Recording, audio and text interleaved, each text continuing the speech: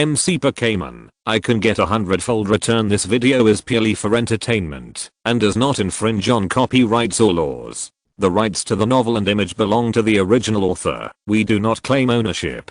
Don't like waiting and want to listen to this fanfic in full now? Subscribe to our Patreon, where you'll find the best fanfics. Chapter 201, The Final Battle. Get the legendary badge. Please give me a monthly ticket. Charizard, answer my heart and evolve into Mega. The young man stretched out his hand and turned his hat upside down, revealing the evolution keystone hanging on his chest. With a red expression and unprecedented seriousness, he will use all his strength to fight in the final round. Roar. The fire-breathing red dragon roared when he heard this, and then a colorful light appeared all over its body, illuminating the entire battlefield. The light lasted for a short while before it moved away, and the fire-breathing dragon appeared on the battlefield with a brand new appearance. The fire-breathing red dragon, the Mega Evolved form, is the X-breathing form. When Zacian saw this, he also smiled lightly and showed the evolution keystone on his right wrist. Charizard, come on to Mega Evolve. Immediately, the same colored light bloomed on the battlefield, and Summer's Charizard also evolved into its X-breathing form. Is it Charizard 2? Charizard, use the air sword. The young man's red eyes flashed, and he ordered first. Hearing the order, Chi's fire-breathing dragon roared angrily, then flapped its wings, and flew into the air. Then, two sharp blades made of air, under the control of Chi's Charizard, shot towards Zacian's Charizard. The sharp air blade pierced through the void, causing a sharp whistling sound, as if cutting through space, and a wave of fluctuation appeared in space. Fire-breathing dragon, dragon wave. Zacian said without changing his expression. As Zacian's words fell, Zacian's fire-breathing dragon made a movement, then opened its mouth. A purple energy wave condensed in the fire-breathing dragon's mouth.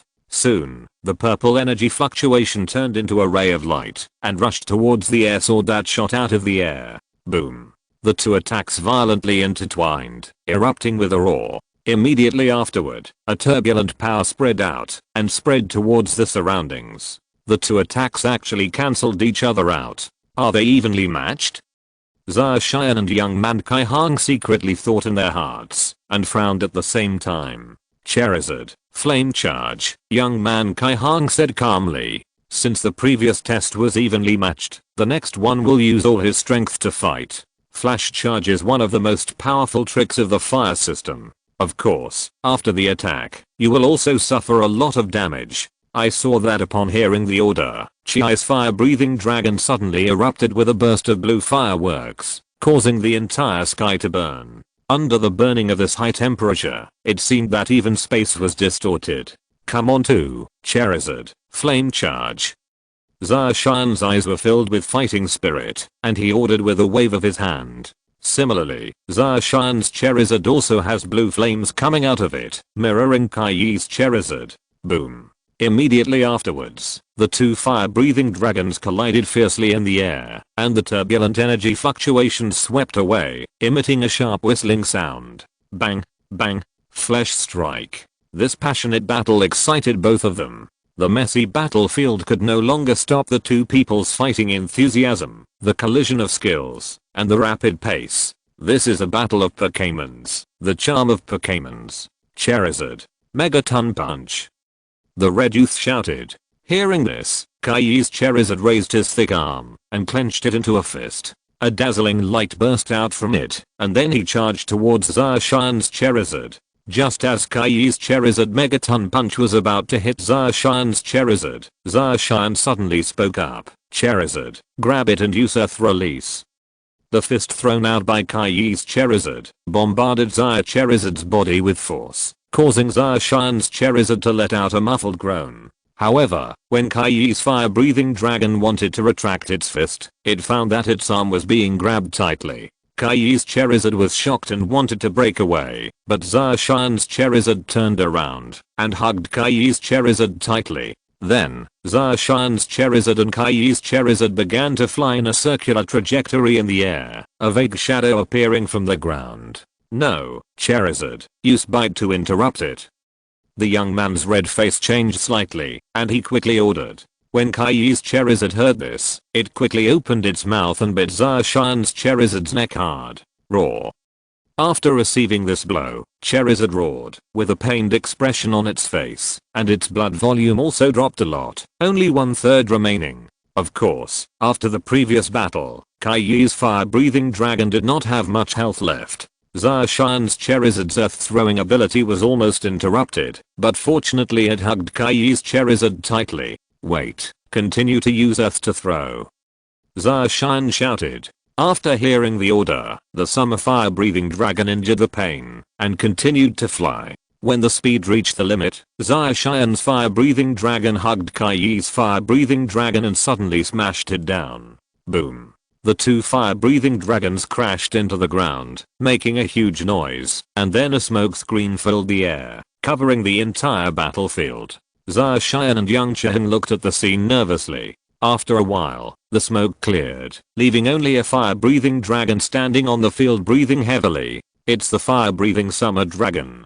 Kai's fire-breathing dragon had fallen into a large pit on the ground and lost its ability to fight. Win. Seeing this scene, Zacian breathed a sigh of relief, with an excited expression on his face. He defeated Master Kai. Although he was only Chi in his teens, it was still an exciting moment. You know, this is Master Kai, the strongest trainer in history. Congratulations, you've won. Young Chiheng also took back the fire-breathing dragon that had lost its ability to fight at this moment, and then walked up to Zacian and said with a smile. Zacian nodded with a smile on his face. This is a wonderful battle. It is not easy to defeat you. When Zacian won this battle, a reminder appeared in front of his eyes. Ding. Congratulations to player Red for completing the epic quest, the Gale Valley Challenge. Ding. Congratulations to the player for receiving the quest reward, Z Bracelet X1, Magic Candy X50, 50W Elf Coin, Special Items Aurora Token X1. Ding. Because the player's level is full, the character's experience points cannot be obtained. 100 times bonus. Obtain the Z Bracelet location map. Challenger, you defeated me, then this legendary badge is also yours. Young man Kai Hang said, taking out a badge exuding purple light from his pocket and handing it to Zacian. Thank you. Zacian took the legendary badge handed over by young man Chiheng. Ding. Get the special accessory legendary badge X1. Because the accessory is too special, you can't get 100 times more profit.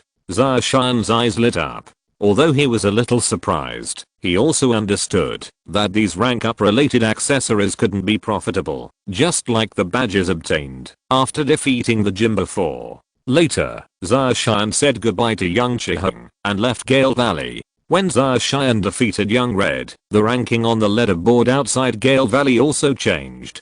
Zacian's position impressively ranked first. This situation naturally attracted the attention of Subagin and others waiting outside. Look, the ranking has changed. The Red God ranked first, and looking at the subsequent challenges, he has cleared all the levels. He cleared the level. Seeing this, Subagin also had a sweet smile on his face. President, Master Kai is amazing. Ask him if he still needs a girlfriend.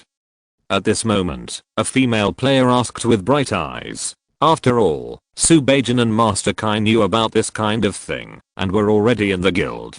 The middle pass left. Hearing this, Subagin's eyes turned cold, and he glanced at the female player. The female players around also joked. Oh, Mingayu, what are you doing?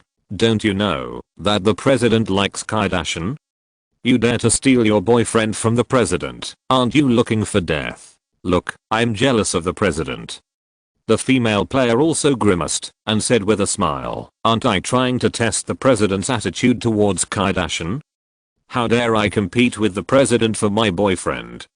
Boss, when will you confirm your relationship with Kardashian? Men pursue women at different levels, and women pursue men at different levels. After passing through this village, there will be no such shop. If Kardashian is kidnapped, come on, the chairman has nowhere to cry. The female players around said with a smile, I'm going to die, guys. Subagin looked at the many female players with a blush on his face. Seeing Subagin's attitude, the female players around him laughed even more. I originally wanted to do it for a while, but thinking about the beginning of the month, I couldn't do it. Moreover, last month it was announced that an additional chapter would be added if the monthly votes reached 50. Although the votes were not many, there were still 67 monthly vote chapters in one day. Thanks to the veterans, this chapter was added. This month I will try my best to update 3 times a day, about 7,000 words. After all, I don't work full time, and I'm usually a little busier. This month I want to reach 1,000 monthly votes and I ask for your support. Finally, thank you to all the veterans who voted for this book and gave rewards. Chapter 202 Zerora's Location, Alderma's Mission.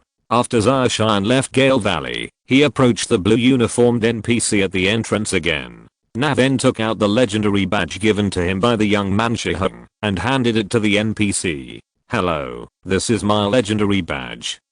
A look of surprise appeared on the blue uniformed NPC's face. He took the legendary badge and said in surprise, I didn't expect you to actually succeed in the challenge.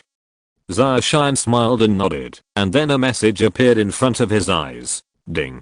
Do you want to use the legendary badge to improve your rank? Yes.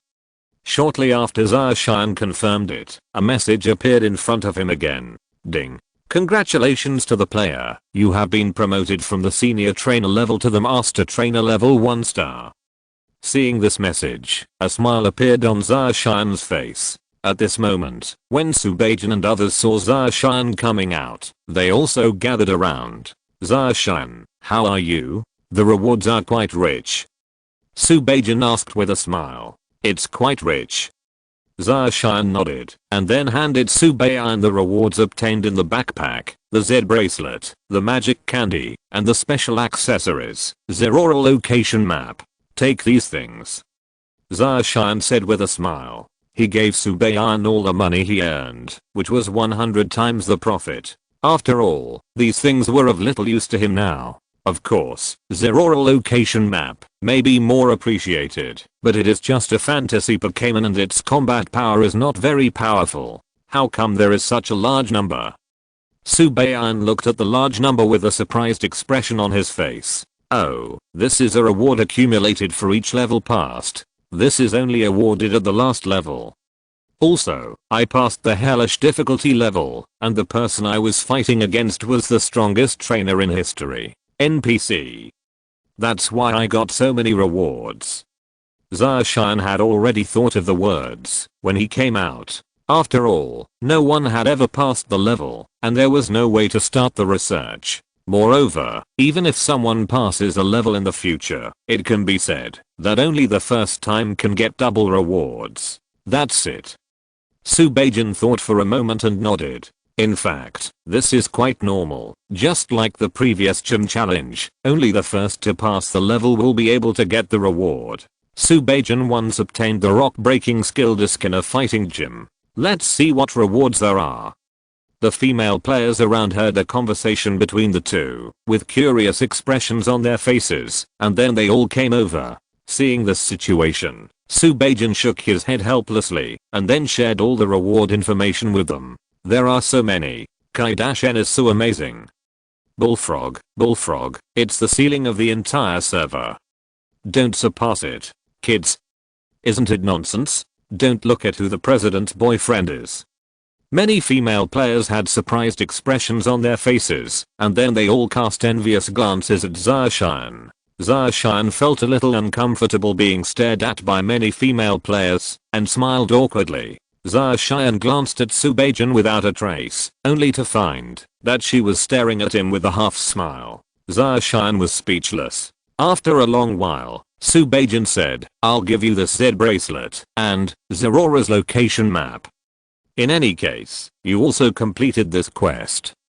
Zarshan stopped talking and shook his head and said with a smile, this Z bracelet no longer has any effect on me. I already have it. After saying that, Zarshan also revealed the bracelet on his left wrist. The map might be of some use, because I'm currently completing a quest to collect the illustrated book of Pokémons. After hearing this, Subajan hesitated, nodded, and then threw the map to Zarshan. Thank you very much. Zarshan said with a smile. Zarshan then chatted with Subajan and others for a while and then left. After all, a large guild is quite busy. They can be considered the top combat power of the peerless Fenghua guild, and they still have a lot of tasks to do. After Subajan and others left, Zarshan also took out the Zorora location map and checked the information. Zarshan found that the location of Zorora described on this map was in a place called Fenglei City. This reminds me of Zarshan. It seems to be the place in the drama version of the story of Us. Moreover, the location of Fenglei City seems to be between Alola and the Unova region. There is obviously no way to enter the plots in the Unova and Alola areas before they start. It seems that we still need to rely on Zyos's power. Zarshan's eyes flashed, and he thought to himself, speaking of which, I don't know where Zyos has traveled to now. Maybe Dr. Romu knows. Zarshan thought, took out the Pokémon phone, opened the teleportation menu, and then entered the Pokémon world. The first stop when entering the Kanto region is usually Zengxin City. After all, Zengxin City is the starting point of the Kanto region. When Zarshan entered Zengxin City, he was shocked to find that Zengxin City was already overcrowded. After all, Dr. Romu is the most famous person in Zengxin City, and this information is already posted on the map description. Moreover, you will only be able to continue exploring other cities in the Kanto region if you receive tasks from Dr. Oak. Zarshan soon arrived at Dr. Romu's research institute. At this time, there was a long queue at the Omu Research Institute. These were players who came to receive tasks. However, Zarshan did not stop. He directly passed them and walked into the Damu Research Institute. Hey, who are you, and why did you get in line? Just wait in line, okay? We've been waiting here for a long time. When the players in line saw Zarshan, they didn't even line up and walked straight in. This was a little strange. As a result, everyone started to denounce Zarshan. However, when other players saw the name on Zarshan's head, their faces suddenly showed a look of surprise. Damn, it's the Great Red God. The Great Red God has appeared. Hearing the exclamation, many players looked over and were also shocked when they saw Zarshan. It's really the Red God. Oh, don't tell me, if it weren't for the Red God to explore and complete this map, we would still be wandering around the main world.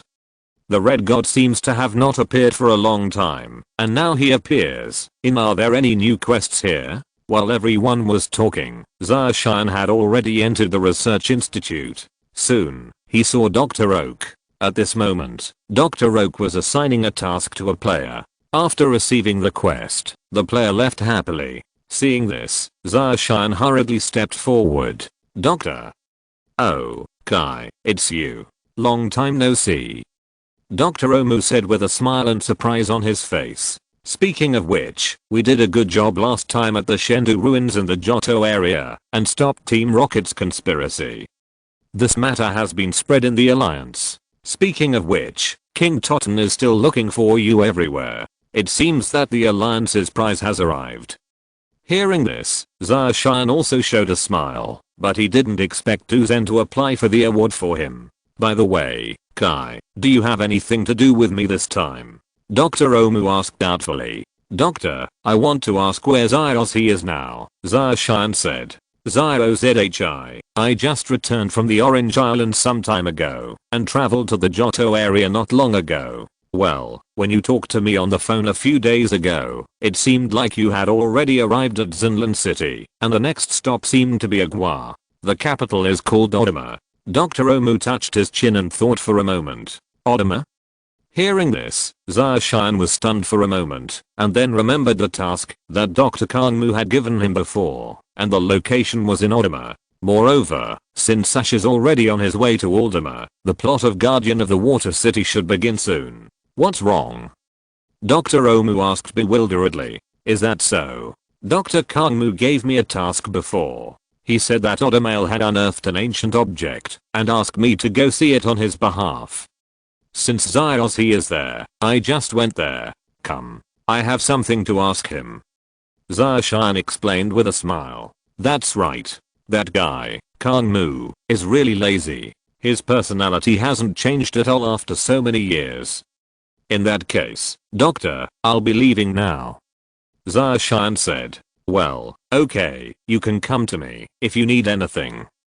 Dr. Omu nodded. Afterwards, Zarshan said goodbye to Dr. Oak and left the Oak Research Institute. Arriving outside the Oak Research Institute, Zarshan directly released the fire-breathing dragon and rode it towards the Johto area. I was sick, my tonsils were swollen, I had a slight fever, and I felt dizzy. I was supposed to finish writing this chapter around 9 o'clock, but halfway through I couldn't bear it anymore, so I got up after a nap and continued writing. There may only be 2 chapters today, and the remaining chapter will depend on whether I can make up for it tomorrow. If you're listening to this novel on a channel other than Fanfic World, it means they downloaded and uploaded it without effort. We cordially invite you to visit our channel, Mundo Fanfic Novelos. There you'll find the original version of this story and you can explore many other novels of various genres. We're waiting for you to immerse yourself in a world of incredible novels. Chapter 203, The Patron Saint of Water City. Zaozi is speechless. Just as Zarshan rushed to the Johto area, Odomel Island, Zaozi and his group had already arrived at Odomel Island. The warm sun shines down on the tourist town of Odoma, with its winding canals. This is a world-famous city, the capital of water. Judging from the official description, the water city Odoma is based on Venice, the water city of Italy. Therefore, the urban area of Odoma is mostly crossed by small canals, and people's main way of traveling is by flat-bottomed boats with narrow, pointed ends. Wow, how beautiful. The church not far from the square sounded like evening drums and morning bells. Zaozi and the other 2 stood in the square, looking at the large round-shaped castle with shocked expressions on their faces. These buildings don't seem to be from the Kanto and Johto areas. I think the original first residents who came to Odoma weren't from the local area. Zyanagang said as he read the tourist brochure. Surprise at the above description. Is that so? Zaozi said vaguely. To be honest, he didn't understand these things at all. He just felt that the buildings here were different from those in the Kanto area. Hey, look, there seems to be some kind of competition going on there. Zyanaksha exclaimed as she saw the crowd of people not far away and seemed to smell a lively atmosphere. Then, she pulled Zaozi and Zyanagang and ran. The reason why Zyanaksha and Zyanagang traveled with Zaozi was after Zaozi challenged the Kanto League. Due to some accidental reasons, these 3 people finally met. Zaozi and others experienced Muto's counterattack, and also traveled to the Orange Islands together, participated in the explosion of Lugia, and saved the world. After returning to the Kanto region, they formed a group to travel to the Johto region together. How is it? Zyanagang, have you asked clearly? What kind of competition will be held? Zaozi and Zyanaksha's eyes fell on Zyanagang, who had just emerged from the crowd, and they couldn't wait to ask. Zyanagang took a deep breath first, and after his breathing calmed down, he said, let's ask clearly. It seems that there is a water competition there, and this is a registration form I took for you. After that, Zyanagang took out 2 crumpled cards from his pocket, and handed them to the 2 of them. Oh, water competition. I want to win first place. Hearing this, Zaozi became excited, with inexplicable flames burning in his eyes, and he shouted excitedly, Zaozi's situation is simply hotter than Boruto's. I have to say that this is really in line with Zaozi's consistent style. Humph, in the water competition, I will never lose. You know, I'm the Quasi-Gym trainer of Hualun Gym. A confident look appeared on Zyanaksha's delicate and pretty face as she spoke. So did he. She took out the Pokémon ball and threw it into her hand. You know, her Hualun Gym specializes in water Pokémons and Zyanaksha's dream is to become a master of water Pokémons. In this small water competition, in her opinion, the first place should be hers. Then let's compete to see who's better. Zaozi raised his hat, looked at Zyanaksha and said provocatively, HMPH, who's afraid of who? Let's compete. Zyanaksha snorted and raised her head like a proud white swan. Then hurry up and sign up. At this time, Zaozi had already taken Pikachu and ran towards the registration place for the competition. Wow, you're so outrageous that you didn't even wait for me. Zyanaksha became a little angry when she saw this situation and quickly chased after her. These 2 guys are really enemies. Xiaogang sighed helplessly and complained. Then he trotted after him. The water sports competition will soon begin. At this time, a large number of spectators had already arrived at the arch bridge with an excellent view. There was a huge screen in front of the arch bridge, which was broadcasting the status of the game. In front of the screen was a young host holding a microphone. I've made everyone wait for a long time. It's time for Rodima's annual summer festival again. What you can see now is the Pokémon water racing routine competition. Will it fall in? The host introduced the numerous spectators and tourists with a rich voice. Goo goo beep. In the countdown sound of the countdown device composed of natural finches and natural birds, dozens of water racing players pulled the leather reins in their hands and rushed out, gliding on the water following the prescribed racing route. At this moment, Xiaozi was dragged by the alligator Xiaoxia. Besides Xiaoxia, although you are a trainer good with water Pokémons, I will never lose to you. Xiaozi looked at Xiaoxia and said with full fighting spirit, HMPH, we still don't know who will win. Xiaoxia pulled the reins in her hands, snorted, and said with disdain. The Pokémon she used to compete this time was the recently conquered Sun Coral.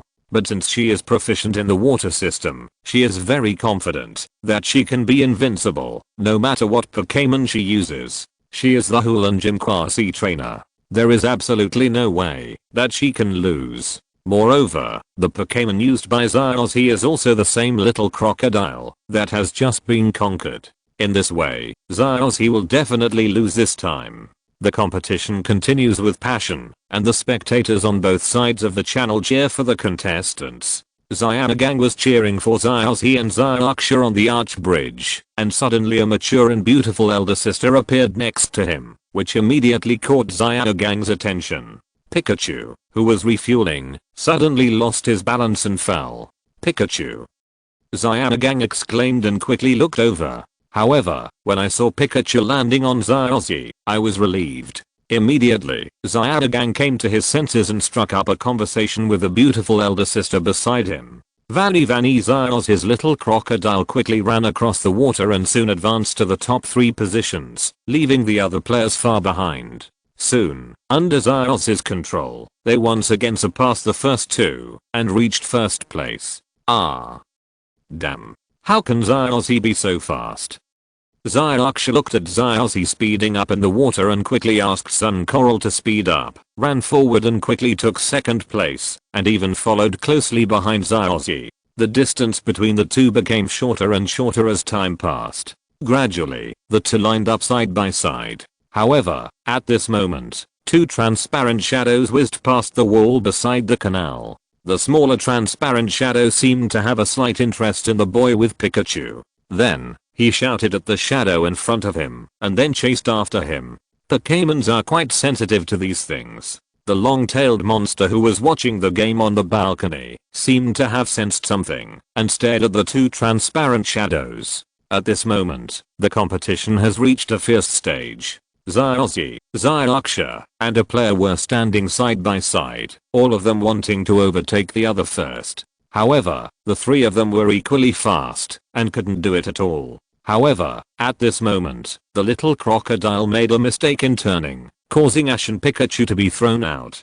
Ah! Little crocodile, slow down. Ash shouted and flew out with Pikachu, about to hit the wall next to him. However, Xiaozi suddenly felt that he seemed to have touched something extremely soft, as if he had hit something. Lacious, who was hit, looked at Xiaozi with an elf-like temperament. When Xiaozi got back on the skateboard and pulled the little crocodile to prepare to leave, Lacious came to the sky above the little crocodile saw and suddenly caught the little crocodile saw. Vanny the little crocodile seemed to feel something grabbing him, and his entire body burst out of the water. However, suddenly, he felt his speed increase rapidly, which made the little crocodile a little excited.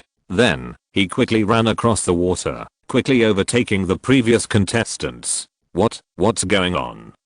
Xiaozi was also taken aback when he saw this situation. However, because the speed was too fast, it was difficult to control, so I had no choice but to pull the reins hard to avoid falling into the water. The water racing competition has reached the final stage. Who will be the first to cross the narrow waterway and return to the Grand Canal? The host looked at the competition situation on the screen and explained to the audience, "Okay, come out. The ones in front are last year's winners, Rossi and Roaring Whale. Next are Zyarksha and Sun Coral." The ranking. However, at this moment, Zyarossi and Little Crocodile, led by Latius, appeared in the final waterway and became the third place. There is actually a player behind, catching up at a lightning speed. It's Sash Ketchum and his little Totoro. The host exclaimed. Surpassed. Contestant Zyarossi surpassed contestants Rossi and Zyarksha. That's great, Little Crocodile. Ash's face showed surprise. Vanny the little crocodile ran over excitedly. Suddenly, the little crocodile felt as if he was lifted up, his feet were out of the water, and he was no longer under his control. Immediately afterward, Little Sawtooth, led by Latius, turned into a small alley. Ah. What's going on? Little Crocodile is going the wrong way. Zyarossi exclaimed. Oh. What happened to Zyaros's leading team? It seems they are going in the wrong direction. At this moment, the host and many spectators looked at Zyarossi in confusion as he headed towards the side street. Zyarossi, what happened to him? Zyarksha was also confused at this moment. Woohoo, I'm leaving first. Take off. Rossi, wearing sunglasses, passed by Zyarksha and flew away under the guidance of the Roaring Whale. Oh. The last champion, player Rossi, was really good. After player Zyarossi failed to recover, he took first place. The host shouted excitedly, it seems that this time the champion may be the winner. He will win it. Again. I won't lose. Sun Coral, speed up. Zyarksha smiled lightly, with a confident look on her face, and then pulled the reins. Wow. On the white waves, two figures were competing from time to time to determine the first place. In the final sprint before the finish line, will Zyarksha or Rossi win the Amador Trophy? The host's words immediately aroused the enthusiasm of the audience. Under the gaze of many people, both of them released all their strength and ran together. Run. Go. Ah. The two figures galloped past and reached the finish line quickly. Because of the sudden pause, Zyarksha lost her balance and flew out, falling into the water. Zyarksha struggled to swim and climbed out of the water, staring closely at the screen. Oh. Let's watch the final result of the game. The host replayed the scene and accurately calculated step by step. It's out. It was Sun Coral's horns that broke through the finish line at the last moment, so the winner is Zyarksha's player. Yes, I won.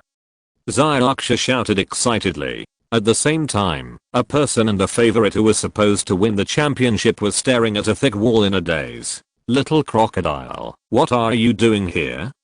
Zyarossi said speechlessly with a disappointed expression on his face. Vanny not to mention Zyarossi, even Little Crocodile was confused at this moment as to what happened just now. However, just as Zyarossi got lost, Zyarksha finally arrived at Odamel Island. I finally arrived.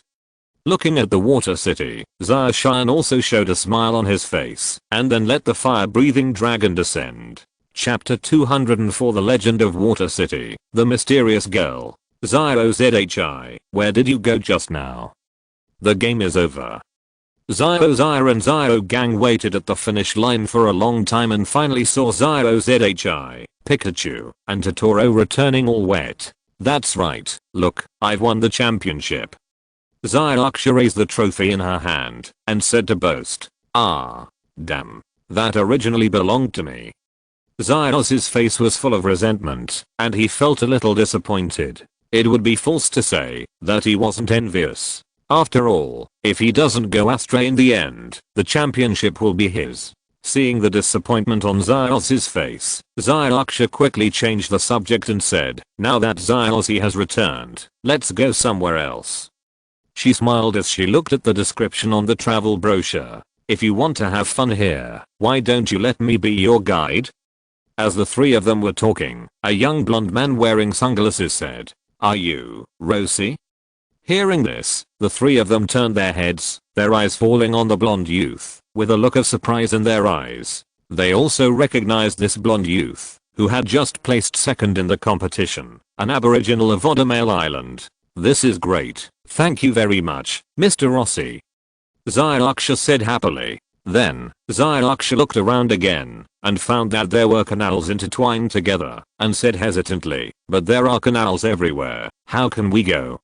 "I really want to eat something to fill my stomach," Bellion said weakly. "I fell into the water just now. I drank a lot of water, but I'm still a little hungry. Since I want to be your guide, of course there will be transportation to take you," Rossi said with a smile, then led Zyraksha and the others to a canal, pointed to a small boat below, and said, "Get on there, good.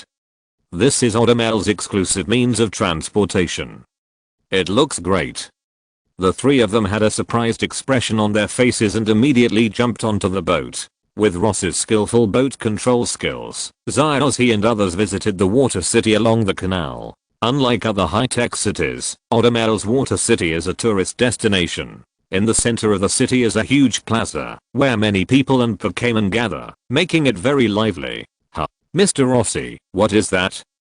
Zyraksha was looking at the surrounding scenery when she suddenly saw two stone pillars in the center of the canal not far away, and asked doubtfully. Looking in the direction of Zyraksha's finger, there were two statues of unknown Pokémon standing on the two stone pillars standing in the center of the canal. The appearance of these two Pokémons is similar to that of birds, but they are also like airplanes, and they have a little more agility and vitality. "Oh, you're talking about that." Rossi looked at the stone pillars, smiled, and explained to Zyraksha and the others, "They are ghost Pokémons. The legendary Pokémons Latias and Latias are also us, the guardians of Odomare. It is said that they saved this town from disaster." The legendary Pokémons. Zyraksha and others looked surprised when they heard this. Yes, the residents of the town firmly believe that even now they are still protecting Odomare, Rossi said with a smile. While Zyraksha and others were visiting, Latias, who had helped Zyraksha before, had transformed into a girl with a pretty face, energetic and fashionable burgundy hair, a light green shirt and a white skirt, and started shopping somewhere. Although she has lived in this city for a long time, Latias is still very curious about it. Why can humans build such magnificent buildings? Are there many similar or completely different cities in other places besides this one? Latias thought so as she walked through various canals and squeezed into the crowd. However, as Latias wandered around, on the tall tower in the center of the plaza, there were several mechanical eyes searching for something. Beep beep. A series of sounds were heard, and an electronic eye with a round propeller head like a drill finally rose to the highest point of the central plaza after slowly flying for a few minutes. After a sudden change in the electronic eye, the front lens slowly adjusted its distance and focused on the crowd in the plaza below. Is this really possible? Sana, the eldest sister of the thief sisters, asked in confusion as she watched her younger sister Lion's fingers dancing across the keyboard like a Pokémon. Well, even though these two Pokémon are very good at changing, Pokémon are still Pokémon, and their body temperature is different from us humans, or even lower. Electronic eyes, we can find them. Leon didn't look back, continuing to look at the information on the screen and explaining to her sister. On the screen in front of the thief sisters, the images of the neighbors in the square were being compared and analyzed with reference objects. Not long after, a girl with burgundy hair and two sharp horns appeared in front of them. Not only that, the image also focused on the girl. Found it. Lion said excitedly. Then, she enlarged the entire image, and the two of them could clearly see the girl's appearance. It seems that the sister was found first. Where's Latias? A smile appeared on Lion's face. Then let's go there now, so that she doesn't run away. Sana touched up her Macube, closed the mirror, and looked not far away, with an unknown meaning flashing in her eyes. Okay. Lion thought for a moment, nodded, and closed the computer. Then, the two sisters got onto a speedboat parked in the canal next to them, and sped towards their destination. At the same time, Zyraksha and the three of them, who had bid farewell to Rossi, were preparing to try Odomare's snacks as originally planned. When Pikachu was passing by a small square, he saw a resident not far away opening the faucet to unload the Pokémon. Speaking of which, Pikachu also felt that it was a bit hot, and then ran over. However, when Pikachu approached the faucet, he found that it was too high and couldn't reach it. Seeing this, Pikachu lowered his head in disappointment. However, at this moment, a girl with burgundy hair suddenly appeared in front of Pikachu and opened the faucet with a smile. Pikachu was stunned for a moment, then showed a joyful expression on his face and quickly soaked his body in the water, feeling very comfortable. Pikachu. At this moment, Zyozzy also discovered that Pikachu had disappeared and followed him all the way to find him. When Zyozzy saw the burgundy-haired girl, he was stunned for a moment and said in doubt, "Have you made a new friend?" Pikachu called out. At this moment, the burgundy-haired girl suddenly walked up to Zyozzy, put her pretty face in front of Zyozzy, and looked into his eyes. Zyozzy was a little overwhelmed by the girl's gaze. The burgundy-haired girl circled around Zyozzy and then ran away. What's going on? Zyozzy was stunned. Just as the burgundy-haired girl left the small square and came to a canal, a speedboat was slowly approaching their location. The two people sitting on the speedboat were none other than the thief sisters, Sana and Lean. At this moment, the two of them were taking out their computers to compare the girl's information. She's made up to look like a girl. So, she's Lacious. There was a trace of arc on Sister Lean's face. It's so cute. Sister Sana put on the sunglasses on her head and said in surprise. Then, in Sana's eyes, Lacious' shadow also appeared. The speedboat soon passed the burgundy-haired girl. Both of them looked straight at the girl, with mischievous smiles on their faces. "What brand is your dress, Lacious?" Sister Sana said, taking out a dark Pokémon ball. Her eyes fell on the burgundy-haired girl and looked at her mockingly. Hearing this, Lacious' expression suddenly changed as she walked along the road and looked at the two humans in front of her in disbelief. How did they find out? Lacious panicked, quickly turned around and fled back. Seeing this, the thief sisters also threw the Pokémon ball and released the Pokémon. They are level 53 Sunny V and level 52 Alidus. Catch it. So the two of them hurriedly chased after the fleeing Lacious. Chapter 205 triggers the mission and meets Zyozzy's trio. Pikachu, who was blushing, seemed to sense something. He suddenly raised his head and looked in the direction where the girl left. "Pikachu, what's wrong?" Zyozzy asked doubtfully. However, Pikachu suddenly ran out without looking back. At the same time, Lacious, who had transformed into a girl, was quickly blocked on the bridge by Alidus and Sunny V. Sunny V directly used telekinesis to control Lacious, and Alidus also spit out silk threads to stick to Lacious in human form. "You didn't do anything wrong. Why did you run away?" At this moment, the speedboat of the two thieving sisters also approached. Senior Sister Sana looked at the struggling humanoid Lacious with a smile on her face. "We have something to ask you," said Sister Lean. However, at this moment, Pikachu and Zyozzy suddenly ran out. Zyozzy looked at the controlled burgundy girl, a hint of anger flashing across his face, and asked angrily, "What are you doing?" "We are confirming this kid's taste." Sana looked at Zyozzy Zhi, pursed her lips, and said with a smile, "Can't you see that he doesn't want to?" Zyozzy stepped forward and broke the silk thread binding the girl. "It's strange, but we find it very interesting," Lean said with a smile and pointed at the two Pokémon. "Sunny V, Alidus, teach him a lesson." Sunny V attacked Zyozzy with a telepathic move, but miraculously, Zyozzy didn't suffer much damage. It must be said that Zyozzy is the strongest man in the Pokémon world. After being attacked, a surge of anger appeared on Zyozzy's face, and he looked at the two men viciously. "Since you struck first, then don't blame me for being rude. Go out and directly attack the thief sisters with 100,000 volts." After receiving an electric shock, the gangster sisters were directly stunned by the electric shock, and their sister Sana accidentally fell into the water. "Damn demon." Sana came out of the water and was also furious. However, at this time, Zyozzy had already pulled Lacious out and ran away. "Follow them."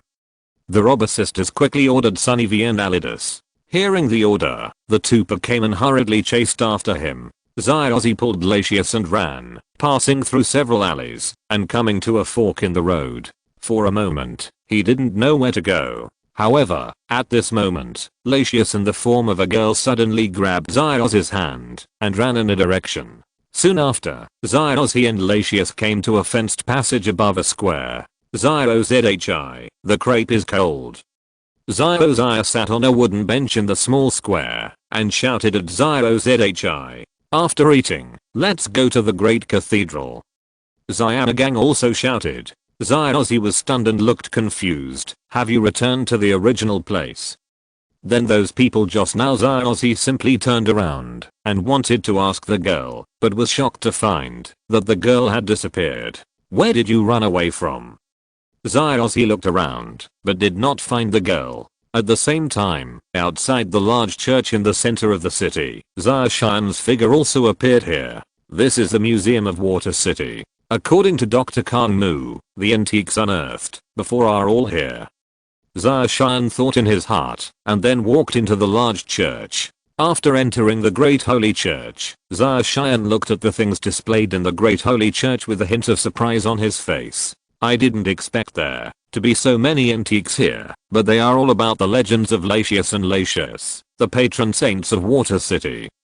So, Zarshan came to the owner of the Great Holy Church, Benj, the tour guide of the museum, in front of Mr. Lai. Hello, Mr. Benga. Dr. Kang Mu asked me to come. He is very interested in an antique that was unearthed some time ago. I wonder if you could let me take a look at it? Zarshan looked at the old man and smiled, said, Drive Kang Mu. It seems that I haven't seen you for a long time. A smile appeared on old man Ben Gray's face, and then he nodded towards Zarshan and said, Come with me. Man Ben Gray, under Zarshan's leadership, finally saw the unearthed cultural relics. Isn't this the infinite flute? Zarshan showed a surprised expression on his face after seeing that this antique was a flute. Because this ancient flute is the flute used to summon Latius and Latius in the game. I didn't expect that you actually knew about it. Mr. Ben Gray also looked at Zarshan in surprise. I understand. Zarshan said with a smile. That's it. Mr. Ben Gray nodded. Suddenly, a reminder appeared in front of Zarshan's eyes. Ding. Trigger a special mission. Rescue Otama that is about to fall into disaster. After completing the mission, you will obtain the broken infinite flute. Soon, Zarshan's face was a little surprised, but I was a little surprised in my heart. If you get this infinite flute, doesn't it mean that you will be able to summon red and blue planes? However, if we want to save this mission, I'm afraid we have to find Zyozhi first. After all, only by following the protagonist can the plot be triggered. Hurry up, and then chatted with Mr. Ben Gray and stood up. While the two were talking, Zyozhi and 3 others also arrived at the Great Holy Church. Moreover, not far behind them, there was a drill-shaped electronic eye monitoring them. Zyozhi and the others didn't know all of this. Not long after Zyozhi and others entered the Great Cathedral to visit, they saw Zarshan with Ben Gray. Brother Kai, why are you here? Zyozhi walked up to Zarshan and said in surprise, Zyozhi, long time no see. Zarshan said with a smile, Hey, isn't it Zyaksha and Zyagang? Hello. When Zarshan saw the 2 people behind Zyozhi, there was a surprised expression on his face, but he still greeted with a smile. Hello, Kai. Zyagang and Zyaksha also greeted Zarshan. Speaking of which, they had a very deep impression of Zarshan, especially when they challenged the gymnasium. I didn't expect that the correction ability of this plot would actually be strong. This trio finally joined forces. Zarshan looked at Zyozhi and the 3 of them, and secretly thought in his heart, are you friends here? Mr. Ben Gray said with a smile, Grandpa, who are you? Zyozhi and the other 3 looked at Mr. Ben Gray in confusion. Hello, I'm the owner of the Great Temple Museum. I believe this is your first time here. Let me introduce you. Mr. Ben Gray said with a smile. Under Mr. Ben Gray's introduction, everyone also learned that this church and the Tower of the Sun located outside the church were built by people in gratitude to Latius and Latius for protecting the city. The device inside the temple was also built for peace, but its use is still unknown. I remember that it seems that you need to use the heart water drop to control this device. Zarshan looked at the device high in front of him, touched his chin and thought. Moreover, in his backpack, there seems to be a heart water drop obtained from the fishing competition. I wonder if it can work with this. However, at this moment, Zaozi, who was visiting, suddenly noticed a girl with burgundy hair and a white hat on the second floor, who was packing painting materials. It's the girl from just now. Zaozi exclaimed in his heart. Zao gang, Zaoza, and brother Kai, I have something to do, so you can wait for me at the Pokémon Center. Zaozhi quickly turned to the three of them and chased after the little girl in the direction she passed by. Zaozhi.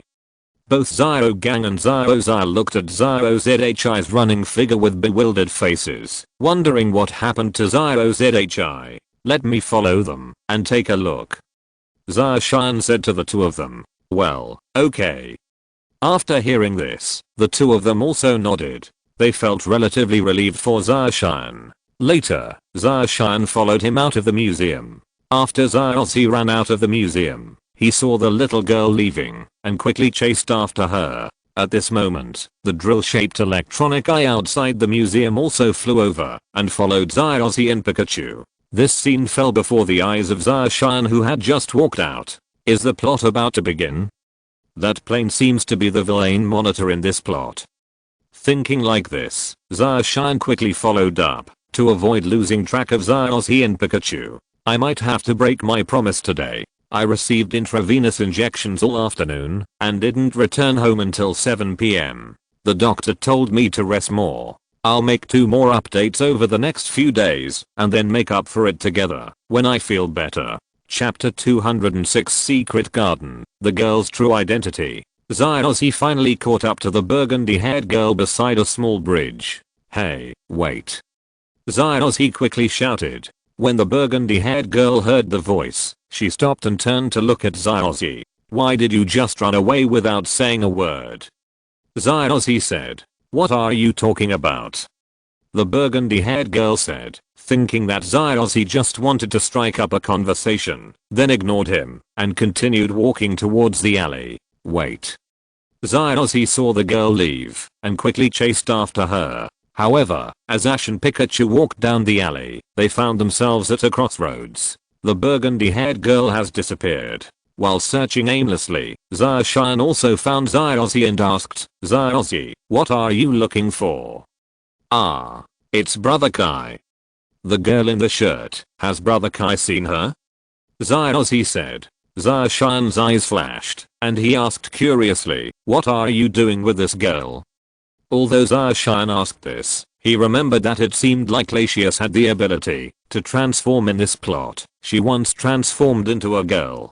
Perhaps, the girl that Zaozi met should be the one transformed by Latius. It's like this. When I met that girl before, she was being harassed by 2 old ladies. Later, I took her to escape. After meeting Xiaoxia and Xiao gang, she didn't say anything. She disappeared just now. I met that girl again in the Great Holy Church, but she didn't seem to recognize me. This is what I'm worried about. Zaozi hesitated and explained the truth of the matter. He said it again. That's it. Zaoshan smiled and nodded, and continued to say to Zaozi, then let me help you look for it too. Then, the two of them searched in this maze-like alley. Not long after, Zaozi was exhausted and paralyzed, and said speechlessly, this city is simply a maze. Indeed. Zaoshan also nodded, looking at the small alleys that stretched out in all directions. A huge headache. I have been searching with Zaozi for so long, but I didn't expect to find myself where I was. However, at this moment, Pikachu suddenly looked at a small bridge and shouted. Pikachu's shout caught Ash's attention, and he looked in the direction where Pikachu was looking. But he was shocked to find that the girl he had been looking for a long time was standing on the bridge looking at him. What the hell is going on? Zaozi looked at the girl and said helplessly. Zaoshan also looked over and found that the level mark on the girl's head was displayed, LV70. It seems that this girl must have been transformed by Latius. Zaoshan thought, but he didn't say it out loud and just looked at the two of them silently. When the girl heard Zaozi's question, she didn't answer. She simply smiled and ran towards the other side. Seeing that Zyozzy didn't follow her, she quickly gestured for Zyozzy and the others to follow her. After a chase, Zyozzy, Pikachu and Zacian passed through a tree-lined path and came to a small alley with no road. After the little girl saw Zyozzy, Zacian and Pikachu following her, she walked straight through the wall. What's going on? Why did it disappear?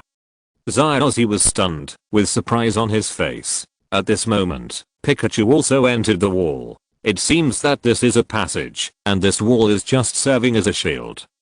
Let's go in and take a look, Zacian said with a smile. Hearing this, Zyozzy nodded, and then the two of them entered the wall together. On the other side of the wall is a tunnel. Through the tunnel, Zyozzy and Zacian came to a beautiful garden. What a beautiful garden, Zyozzy said in surprise. Well, the scenery is pretty good.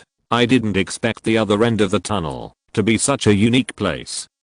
Zacian also nodded. They continued walking, and Zyozzy saw the burgundy-haired girl again. Zyozzy saw this and quickly chased after him. After turning a corner, Zyozzy saw the girl swaying on the opposite side of the pond. You're here, Zyozzy said. However, just as Zyozzy was about to get closer, the windmill beside him suddenly began to spin. Immediately afterward, waves surged from the distant pond, as if something was rushing over, stirring up waves around Zyozzy, and then he flew closer to the forest. What is this?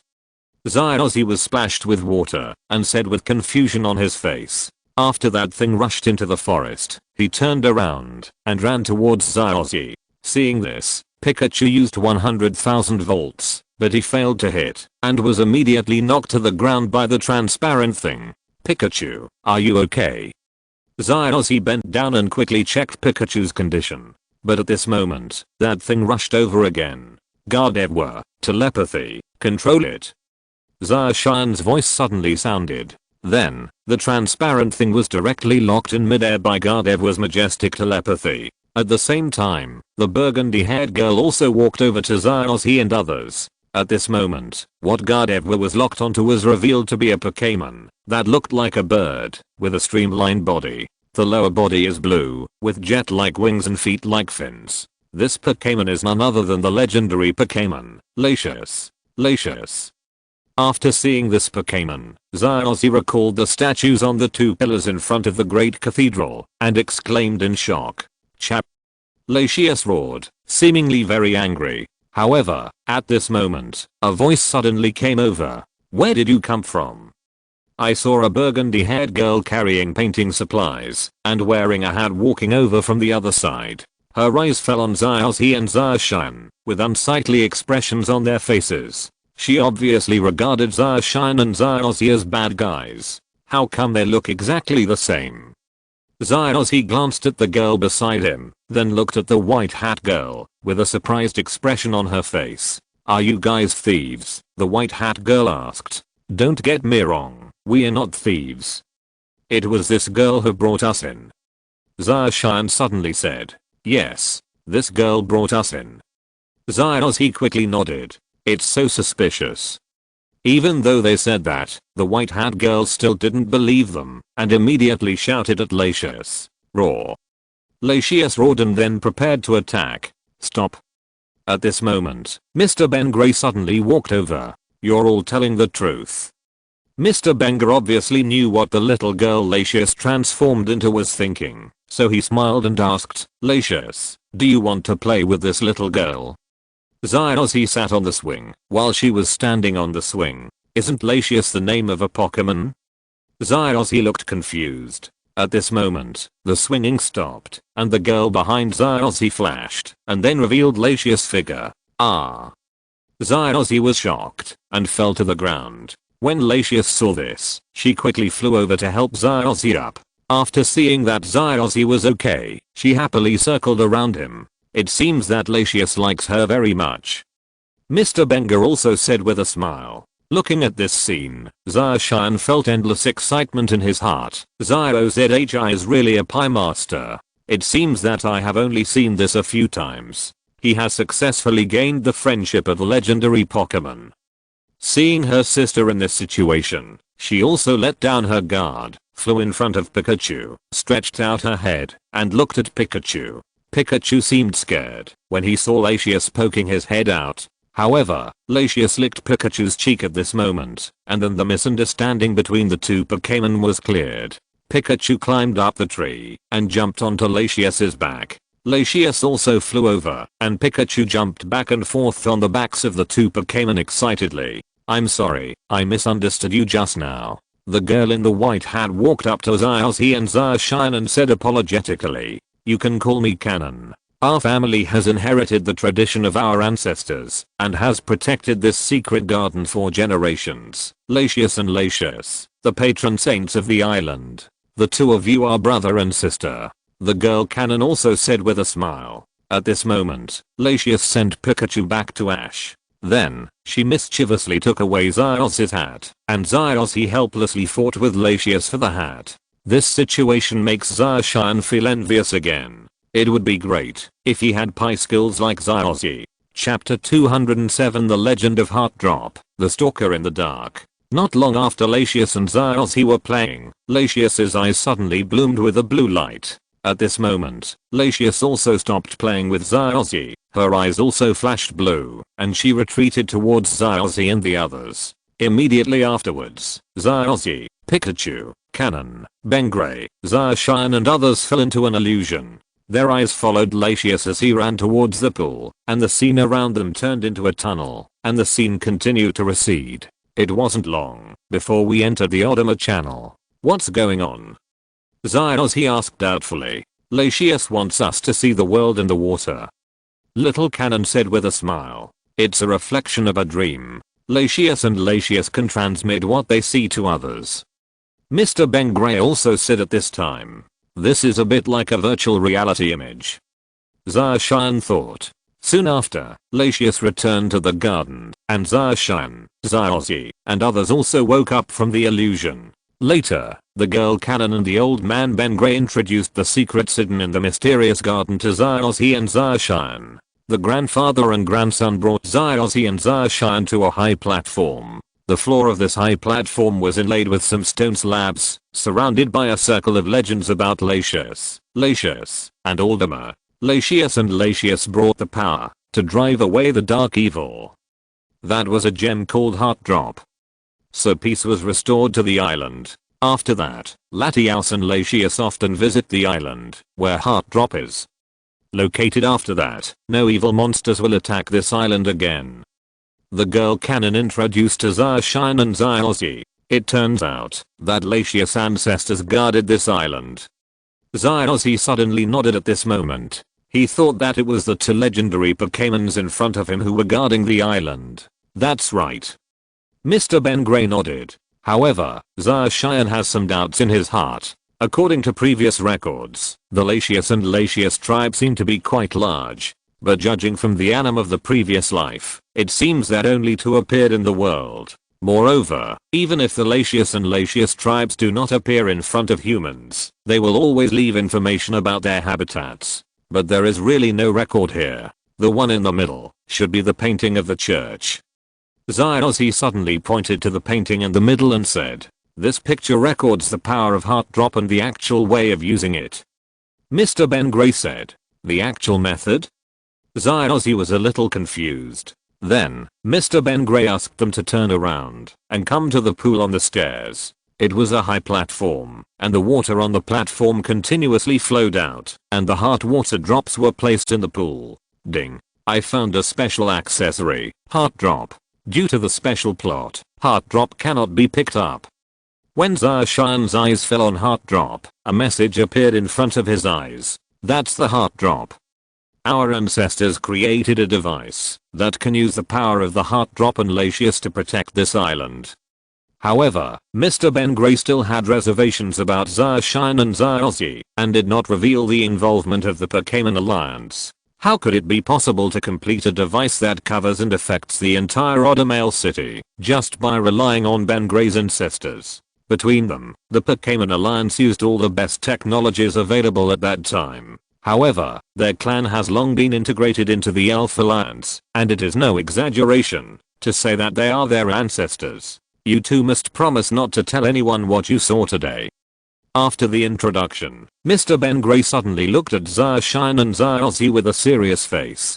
"Don't worry. We won't tell anything about what happened here today," Zashine said with a smile. "It's okay. It's getting late now. Ozzy, let's go back to the Pokémon Center to find Zyuksha, Zyugang, and the others." I looked up at the sky and found that it was already dusk. When Zashine and Ozzy arrived at the Pokémon Center, it was already 6 or 7 o'clock. Zyuksha complained a lot that Ozzy was gone, which made her worry the whole afternoon, thinking that something big had happened to Ozzy. However, fortunately Ozzy came back, and Zyuksha only complained a few words. Soon, it was around 10 o'clock at night. Somewhere in Odama, there were two figures quietly looking at the night sky, showing an unfamiliar smile. These two people were obviously the thief sisters, Sana and Leon. At this time, Odama had finished the day's fun. All the households had turned off the lights early and rested. Only a few young people were still wandering around the streets. In the darkness, Sana and Leon leaped into the house with agility. Their agility is no less than that of Pokémon's, just like the three Cat-Eye sisters. It is rare to be able to do this. They had been monitoring Ozzy and others since the afternoon. Through the location information obtained earlier from Ozzy, the two of them easily arrived at one of the entrances of a mysterious garden. The two of them looked towards the entrance. A glimmer of joy flashed in their eyes. They looked at each other and then nodded. Then, the two of them quietly approached the brightly lit ship repair yard. Mr. Ben Gray, who was working in the ship repair yard, suddenly saw a Sunny V walking in front of the door, with a confused expression on his face. "Where are you coming from?" But what greeted Mr. Ben Gray was a surprise attack from Sunny V. "Son Ibrahimovic, great." Then, Sana and Leon entered. In the secret garden, Latius and Latius were sleeping on a tree. Suddenly the windmill started spinning and woke them both up. Leon and Sana had entered the secret garden. "This place is not bad. We might as well set up our villa here." Senior sister Sana looked at the beautiful scenery around them and said in astonishment. At this moment, Latius appeared in front of the two of them. Faced with such a cruel person, Latius showed no mercy and rushed towards Leon and Sana. "It seems that the people living here don't want to move out yet." There was also a sneer on Sister Leon's face. "Really? Then raise them up and make them our pets," Sana said jokingly as she dodged Latius' attack. At this moment, Latius also appeared, and then he and Latius turned invisible and attacked Leon and Sana. As the world's top thieves, Lion and Sana were very sensitive to the surrounding airflow. In addition, Latius and Latius were not very fast, so they could easily avoid them. Seeing that the attack was dodged, Latius growled at Latius, and then the two Pokémon became invisible. "Oh, they disappeared," Senior Sister Sana said in surprise. "It seems that they don't just have the ability to transform," Lion said. "In this case, it will be a little difficult to find them." Senior Sister Sana was still smiling. However, there is no way to deal with this situation. The two sisters were already prepared for Latius and Latius' invisibility. Then, the two of them put on special sunglasses, and the figures of Latius and Latius appeared in front of them. Although Latius and Latius are legendary Pokémon at level 70, they have almost no combat experience and cannot display their own strength at all. Soon, the two brothers and sister were forced to retreat under the attacks of Aladus and Sunny V. Latius used his body to block a night curse from Aladus towards Latius, and then Leon cast a capture net to catch Latius. Latius wanted to save Latius, but was stopped by Latius and seemingly told to run away. Aladus and Sunny V attacked Latius again, but were blocked by Latius. When Latius saw her brother being attacked like this, she suppressed her sadness and quickly dove into the pool and escaped through the pool passage. "Let him escape. It's enough to catch one." And Sana and Lion walked to the high platform where the heart drop was quietly placed. "Let me take a look." After Leon took out the heart drop, she was about to admire it, but it was snatched away by Sana. Sana looked at the heart drops in front of her with blurry eyes. "Heart drop, this is more beautiful than any gem I've ever seen before," Sana said in astonishment. "I found it hard."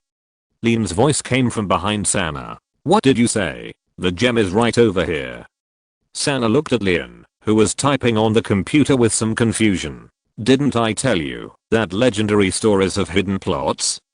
Grandpa uses the power of the heart drop to protect this island forever. In other words, the devices that use the power of the heart drop are all made by humans.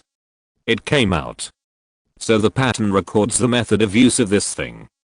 Lion used the computer to rearrange the stone slabs on the ground and the method of use was revealed. What's written on it? Sana also walked over and asked curiously. When someone with bad intentions uses the heart drop, the mind will become dirty and the heart drop will be lost, along with the island.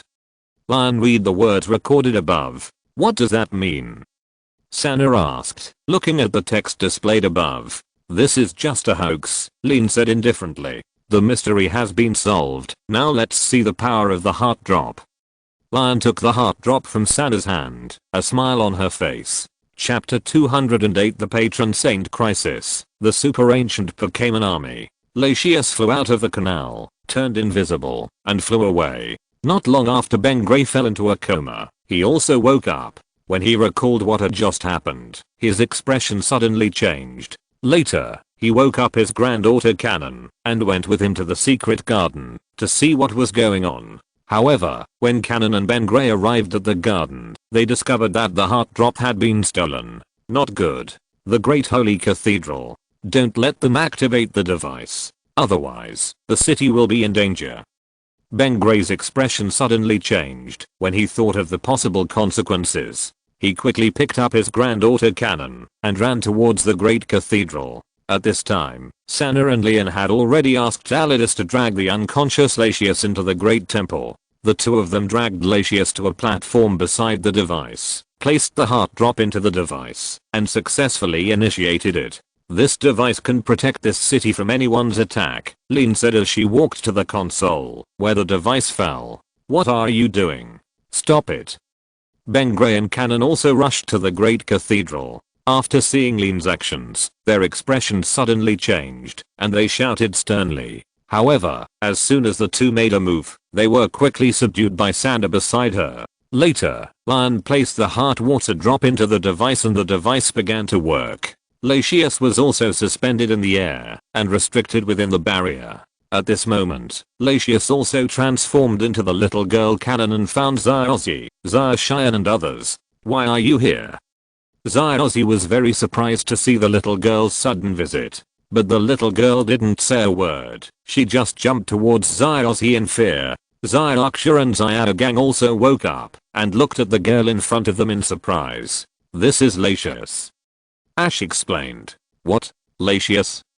Then, before the shocked eyes of the two people, the prototype of Latius appeared. In the Great Cathedral, Cannon and Ben Gray were tied to Alidus' spider web. Latius, wake up. Cannon shouted for a long time, and Latius finally woke up. After Latius regained consciousness, he tried to run out, but failed. With his power, there is no way to escape this barrier. However, he seemed to sense the direction of his sister Latius and his eyes flashed with a blue light. Dream projection. Latius, who was on Xiaoshan and others, seemed to sense something, and her eyes also bloomed with a blue light. Soon, all the scenes of the Great Cathedral appeared before the eyes of Xiaozi and others. Something happened. Xiaozi was a little anxious. Let's go and take a look, Xiaoshan said. Now the plot has almost begun.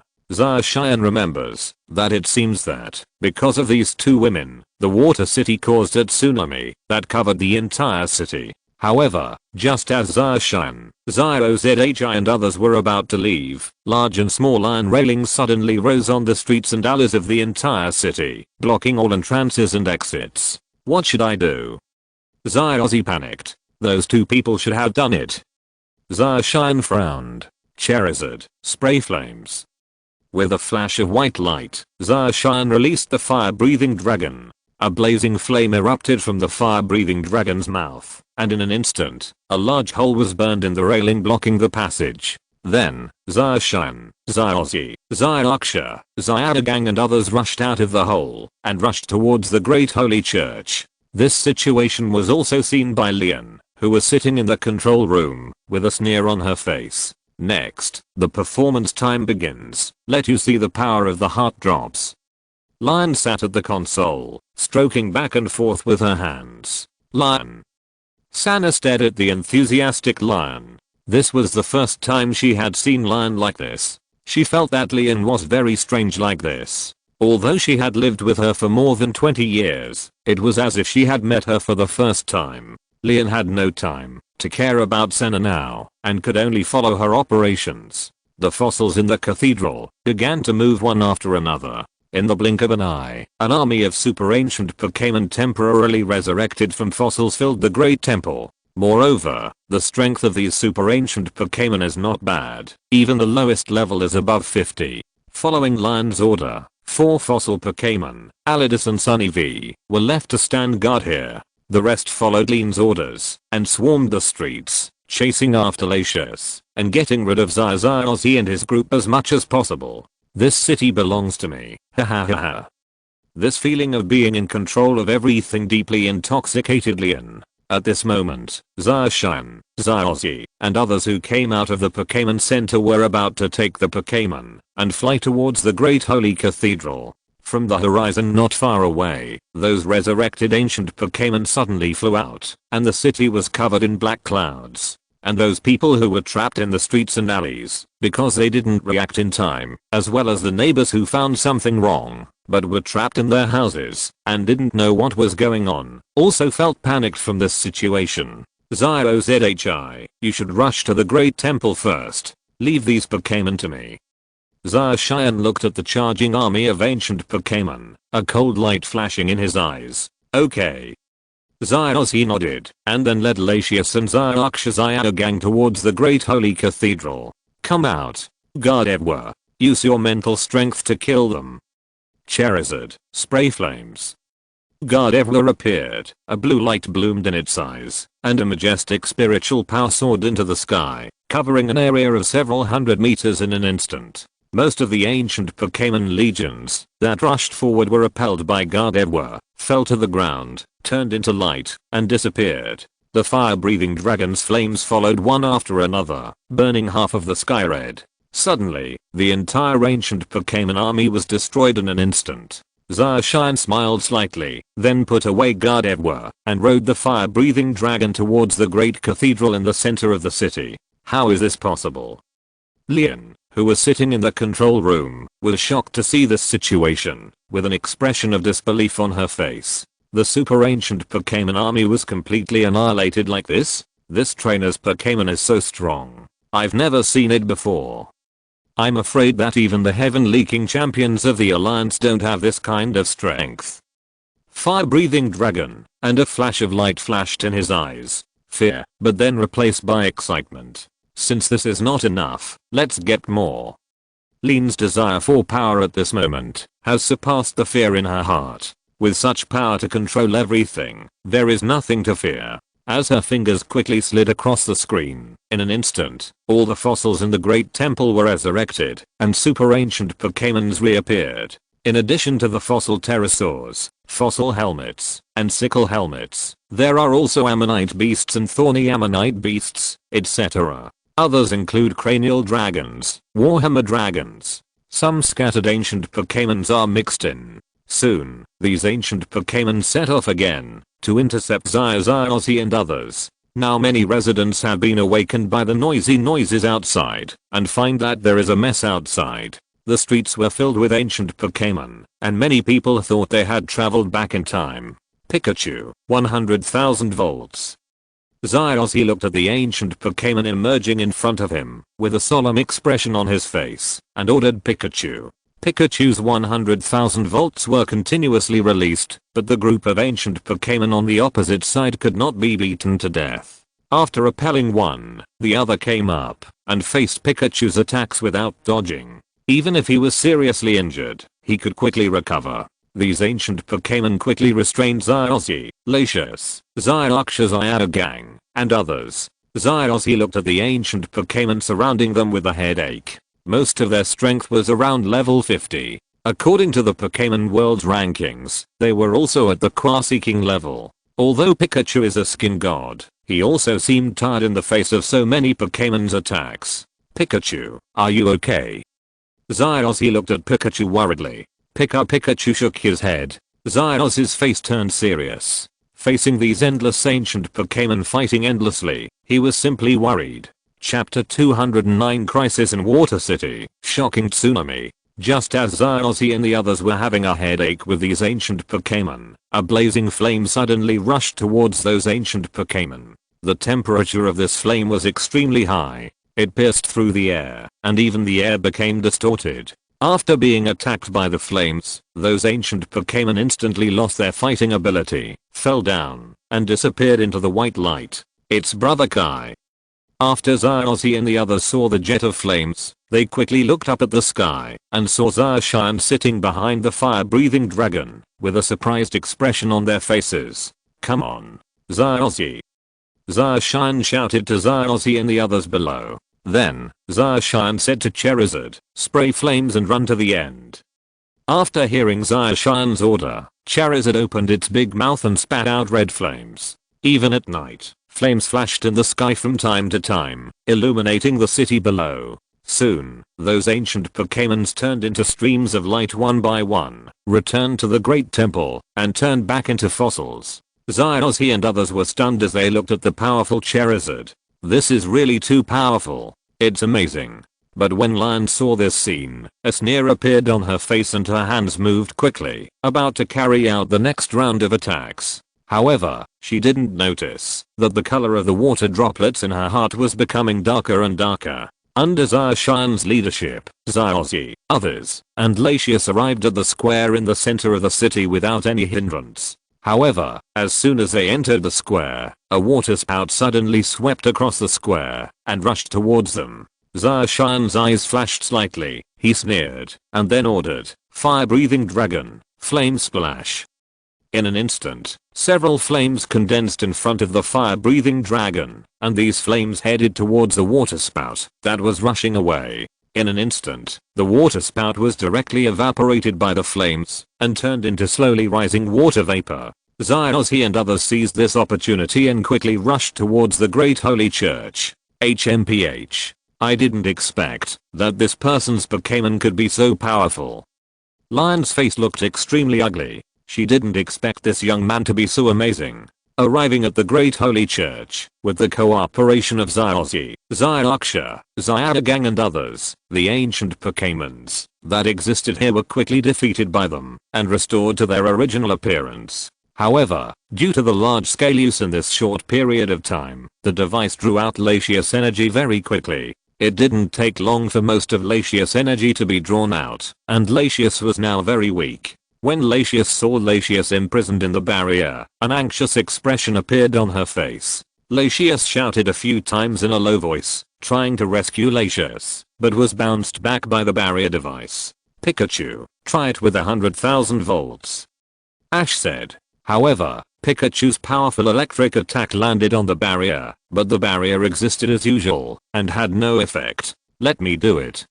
At that moment, Zacian walked over and said. Later, Zacian released Gardevoir and asked it to use telekinesis. Bang! Under Gardevoir's powerful mental attack, the barrier quickly broke, and Latius who was inside it also fell. Latius and Ash saw this, and quickly ran over to catch Latius. When the barrier shattered, the entire device stopped, and a huge plume of smoke billowed out, as if it had been destroyed. Seeing that the situation was not going well, Sana took advantage of everyone's attention to focus on Latius and secretly approached Lean, hoping to take this opportunity to take away the heart from him. Sana's pursuit of powerful power is different from Leon's. She simply likes to look at beautiful things. She is not very interested in the powerful power brought by the device. Her real purpose from the beginning was simply to get the beautiful heart water drop that made her addicted to it. What's going on? Just when Sana decided to take the heart water drop and retreat, she suddenly saw that the heart water drop turned black directly under her touch. This situation immediately made her freeze on the spot, dumbfounded. Stop, don't touch the heart drop. Mr. Bengray, who had just been rescued by Zyuksha and Zyadagang, saw Sana reach out to take the heart drop. His expression changed drastically, and he quickly shouted to stop. However, it's too late. Sana's hand had already touched the drop of water in her heart. When Sana touched the drop of water in her heart, the original blue light of the drop of water in her heart directly transformed into pure black. Immediately afterwards, a dazzling light suddenly erupted from the drop of water in her heart, illuminating the entire cathedral. Everyone present subconsciously covered their eyes. Bang! At this moment, a dull sound could be heard, similar to the sound of glass breaking. Then, the drop of water in her heart exploded and shattered into pieces. Seeing this scene, everyone was stunned. Heart, the drop of water in her heart is broken? Just as Ozzy and others were at a loss, the device that had stopped started working again. Immediately afterwards, the ground began to shake, as if an earthquake had occurred. It seems that something is wrong with the situation. Everyone's hearts sank. Even Zarshan frowned. This feeling should be that a tsunami is coming. After all, Odama is a city built on an island with waterways stretching out in all directions. There's probably only one reason why earthquakes happen. A tsunami is approaching. Then, everyone hurriedly ran towards the square outside the cathedral. When they saw that there wasn't a drop of water in the water channel outside the square, it was completely dry. Even the sea area surrounding the city is like this. Only a piece of seabed left. Seeing this scene, everyone was stunned. Not good. Zyanagang looked at all this, cold sweat breaking out from behind. What happened? Zyaksha quickly asked, feeling that something was wrong. Look over there. Zarshan suddenly stretched out a hand and pointed ahead. Zyaksha and Zyalzi looked up and looked into the distance, but found nothing, which confused both of them. At this moment, the city began to become noisy, and almost everyone in the city woke up from their sleep. People who didn't know what was going on either came in through the window or wanted to go out, but were shocked to find that the windows, doors, or streets outside were all blocked. Suddenly, the entire city began to panic. From their windows closest to the street, they saw that the water in the canal below had completely disappeared. This situation shocked them. Seeing Zyalzi, Zyaksha, Zyanagang, Zarshan, Latius, and Latius looking into the distance, Bengray and Cannon knew that something was going to happen. Sure enough, a minute later, they saw a white line rising from the sky in the distance. It was a huge tsunami that seemed to cover the sky. Wherever the tsunami passed, some small islands and reefs near Odamail were instantly destroyed and sunk to the bottom of the sea. If the residents living in the city were panicking and angry before, now they are cursing, screaming, and calling for help. This huge tsunami, as if the earth was shattered, was enough to destroy the entire Odamail. In the face of this transcendental power of nature, everyone felt a sense of helplessness and despair. Let me out. I don't want to die. Someone come save me. Noisy voices arose from all corners of the city. Zyalzi and his group in the square couldn't help but feel a sense of helplessness in their hearts in the face of such an astonishing tsunami. Natural disasters of this magnitude are no longer under their control. No, it's almost too late. If we can't find a way, the entire city, everyone's expressions were solemn and their hearts were anxious. However, unlike others, Zarshan's face at this moment was extremely calm. It was as if the huge tsunami before us was just a small storm. But in fact, it is like that. After all, it carries with it a legendary Pokémon.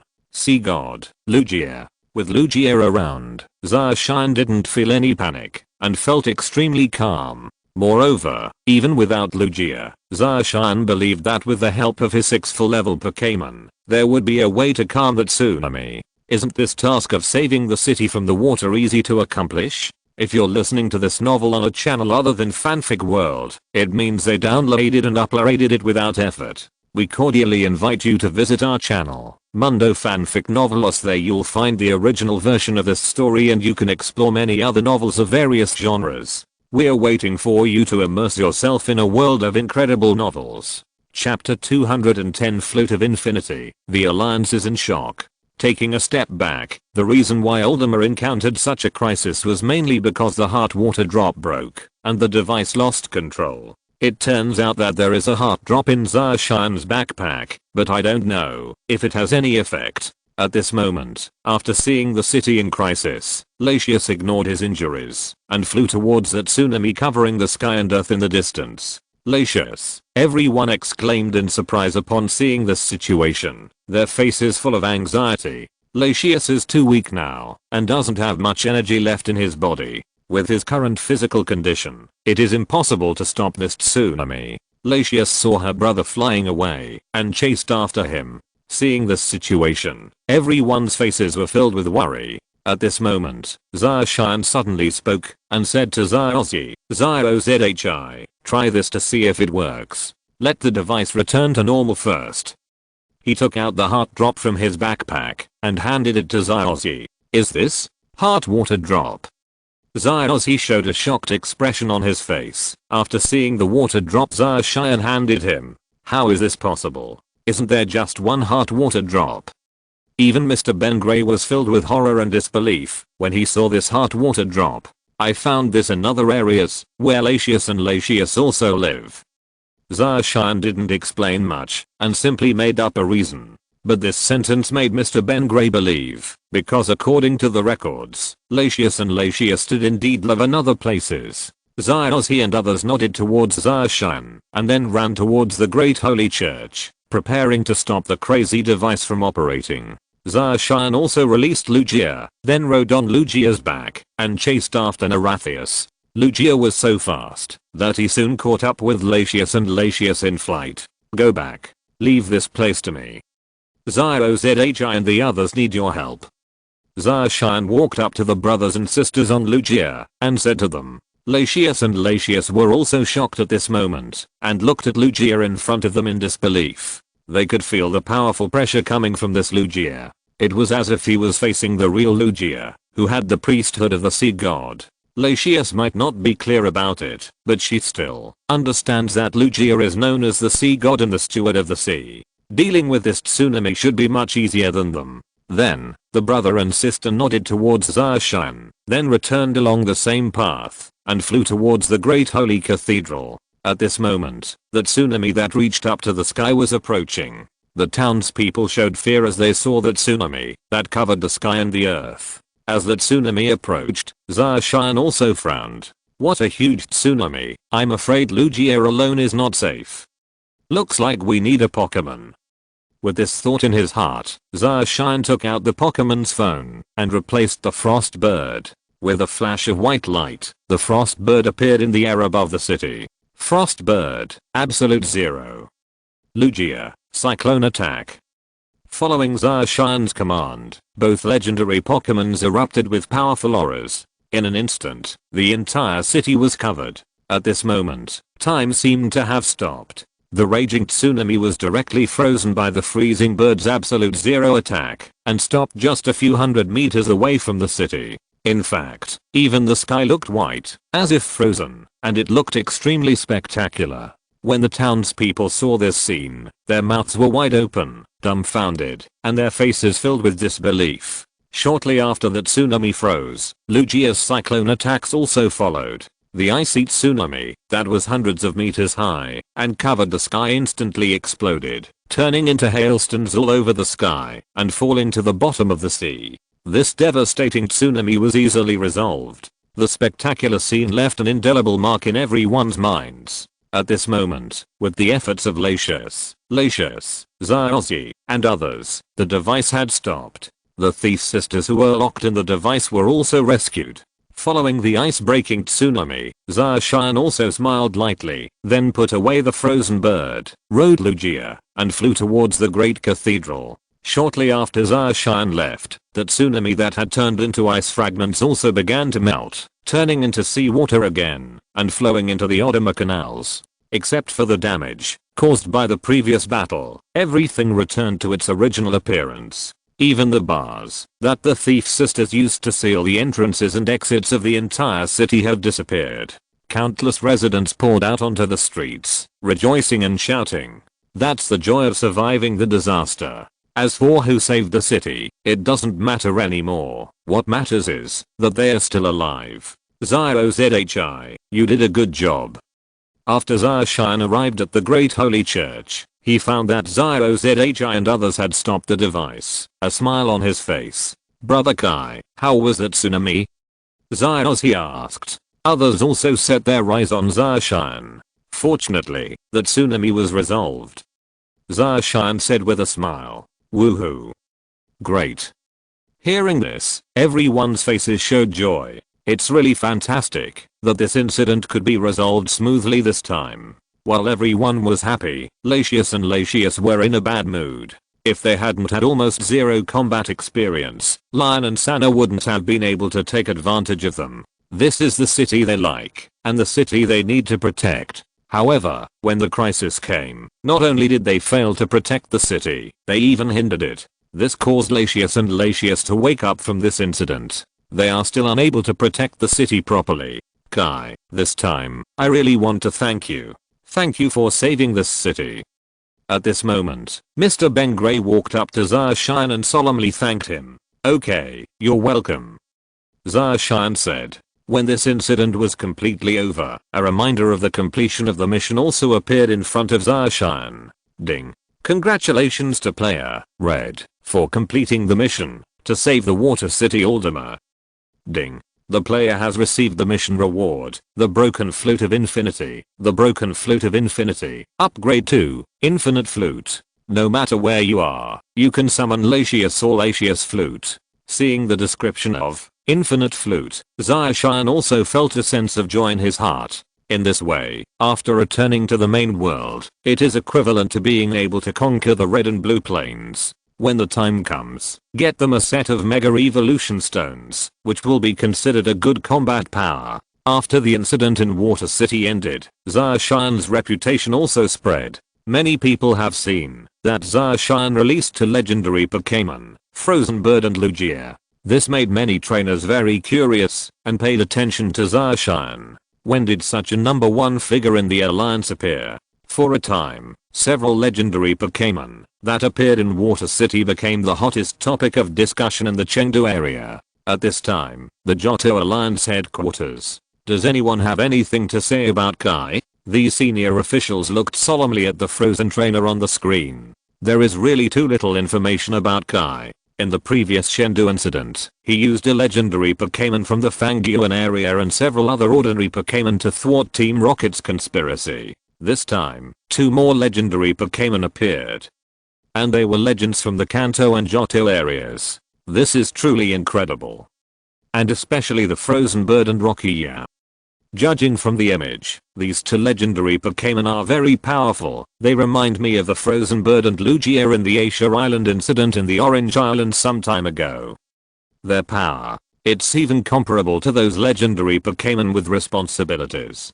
Chapter 211. A trainer from another world meets Sukyun by chance. Also, some time ago, according to Long Shidu, the Kanto Alliance also collected information on this trainer named Kai. This Kai has always been mysterious. The first time he appeared was on the 7th island, where he destroyed Team Rocket's base and ruined Team Rocket's plan to conquer the three birds. The second time he appeared, he had already arrived in the Kanto area, and he also traveled all over the Kanto area to help. He became the Rainbow Hero according to the data. The spirits he carries with him include Charizard, Biting Land Shark, Freezing Bird, and Rayquaza, Menace. Even if the league champion faces him, I'm afraid he will be defeated. No champion is his opponent. Even the man who rampaged through the Kanto and Johto regions 3 years ago. The result is also 50-50. From this information, it is very likely that the trainer named Kai is the same trainer from another world that appeared in the Kanto area some time ago. Hearing this, everyone fell silent at the congressman's words. Some time ago, a mysterious and unidentified trainer appeared in the Kanto area and they knew about it. The Kanto Alliance is also having a headache because of this. Subsequently, after some discussion, the Kanto Alliance decided to issue identity certificates to these trainers from other worlds. After all, judging from their behavior, they don't seem like evil trainers. They also actively provide help to the residents, which is the real reason why the Kanto Alliance plans to give them residency. It is precisely because of this that this matter has also spread to the Johto Alliance. After investigation, they also learned the origin of the matter. The Chengdu Alliance's senior management was silent for a long time, and then said, in that case, let's give this Kai an honorary champion title. The rewards from the last Shendo incident have not been distributed yet, so they will do so. So, we ask Watari to go there. We, Johto and Kanto, are actually one. The trainers in our two regions are still not strong enough. In last year's regional exchange competition, our two regions directly ranked last and second, and we were all embarrassed. Sorona in the Sinnoh region, Dornumakali in the Fangyuan region, as well as the Unova region, Kalos region, etc. A large number of powerful trainers have emerged over the years. This has put our two regions in an extremely embarrassing situation. Now, the influx of trainers from other worlds has caused great damage to our two regions. It is an opportunity for promotion. Hearing this, all the senators nodded their heads, but the current situation is exactly as the senior officials said. After all, there are already part-time champions in these two regions. It is conceivable how weak the lower level trainers are. There's no one available. Soon, the meeting came to an agreement to do everything possible to conquer this powerful trainer from another world. After the mission of saving the water city was completed, Zaoshan also planned to explore the entire Johto area, so he, Zaozi, and the three of them began to travel together. At this time, on a battlefield in a city, Zaozi was about to have a battle. Zaoshan was waiting outside the venue, while Zaoaksha and Xiaogang went to buy boat tickets. After Zaoshan's teachings during this period of time, Zaozi's strength improved relatively quickly, and his understanding of all aspects of Pokémons also strengthened a lot. I'm Zaozi from Zengxin City. If we fight, I will definitely accompany you to the end. Zaozi said excitedly, while standing on the battlefield. Go. The trainer on the opposite side sent out a Pokémon, a level 30 blue crocodile. This blue crocodile is very energetic. As soon as it appears, it throws a water gun into the sky to show off its strength. Come on, Pikachu. When Zaozi saw this, a smile appeared on his face, and then he turned to Pikachu beside him and said, "Pika." Pikachu shouted and jumped onto the field. Blue crocodile, use the water gun, the trainer on the opposite side ordered. Pikachu moves at high speed and uses lightning. Then the battle broke out. The blue crocodile opened its mouth and spit out a water gun to hit Pikachu. However, Pikachu quickly dodged it and then attacked the blue crocodile, knocking it unconscious. Pikachu, avoid it. Zaozi didn't want to end the battle so quickly, but wanted to exercise his commanding ability on the spot. Before, Zaoshan taught him that only by carefully observing and making predictions during the battle can he improve. Blue crocodile, use crush. Seeing that the water gun had no effect, the trainer asked the blue crocodile to use hand-to-hand combat. I saw it using its big mouth to bite Pikachu into pieces. However, none of blue crocodile's attacks hit Pikachu. Use the water gun. The trainer on the other side was anxious. Zaozi didn't panic when he saw this and said to Pikachu, avoid it, use 100,000 volts. When the blue crocodile's water gun attacked, Pikachu quickly avoided it, and then the golden lightning bolt shot out from Pikachu, and it directly hit the blue crocodile. Blue crocodile was electrocuted by Pikachu, and immediately lost its ability to fight. Blue crocodile. The trainer exclaimed, and quickly checked the blue crocodile's situation. Is blue crocodile okay? After the game was over, Zaozi walked over, and asked with concern. It's okay, just rest.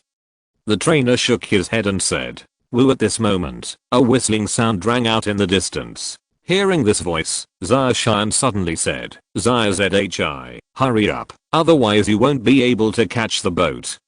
Ah. Okay, rushing towards the dock. Finally, I finally caught up. Ugh, I'm so exhausted. The two of them ran all the way and finally ran before the boat left. Zaoshan's words were fine and it only consumed some physical strength, but Zhi's words were a little embarrassing, and his words were choppy. Zaozi, where did you go? Xiaoaksha asked doubtfully. I was fighting in the square just now, and forgot the time. Sorry. Zaozi said awkwardly. Really, Zaozi forgot everything as soon as he saw the battle, and Kai didn't even remember to remind him. Xiaogang said helplessly. Zaozi smiled awkwardly. Zaoshan simply smiled and didn't say anything. Come on, drink some water and rest. At this moment, a young man handed him twice as much water. "Thank you."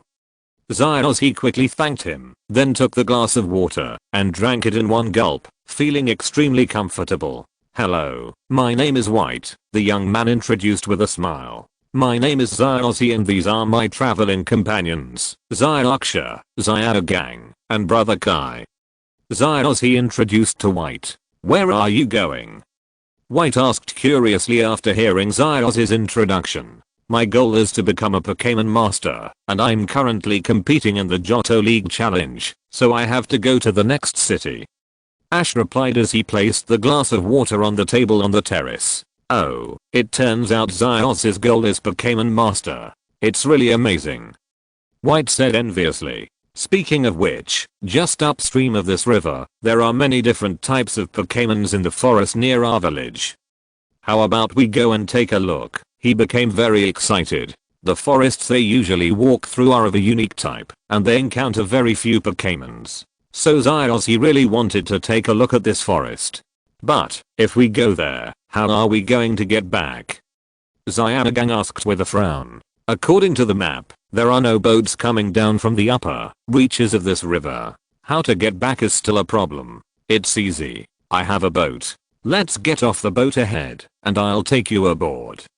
When you get back, tell me and then I'll take you back," and he said with a smile. "Thank you very much." Zyozzy and the three of them looked happy. However, Zacian raised his eyebrows at this moment, always feeling that this plot was a little inexplicably familiar. Pikachu, however, at this moment, Pikachu suddenly looked at the riverbank and called out, "That's Suicune?"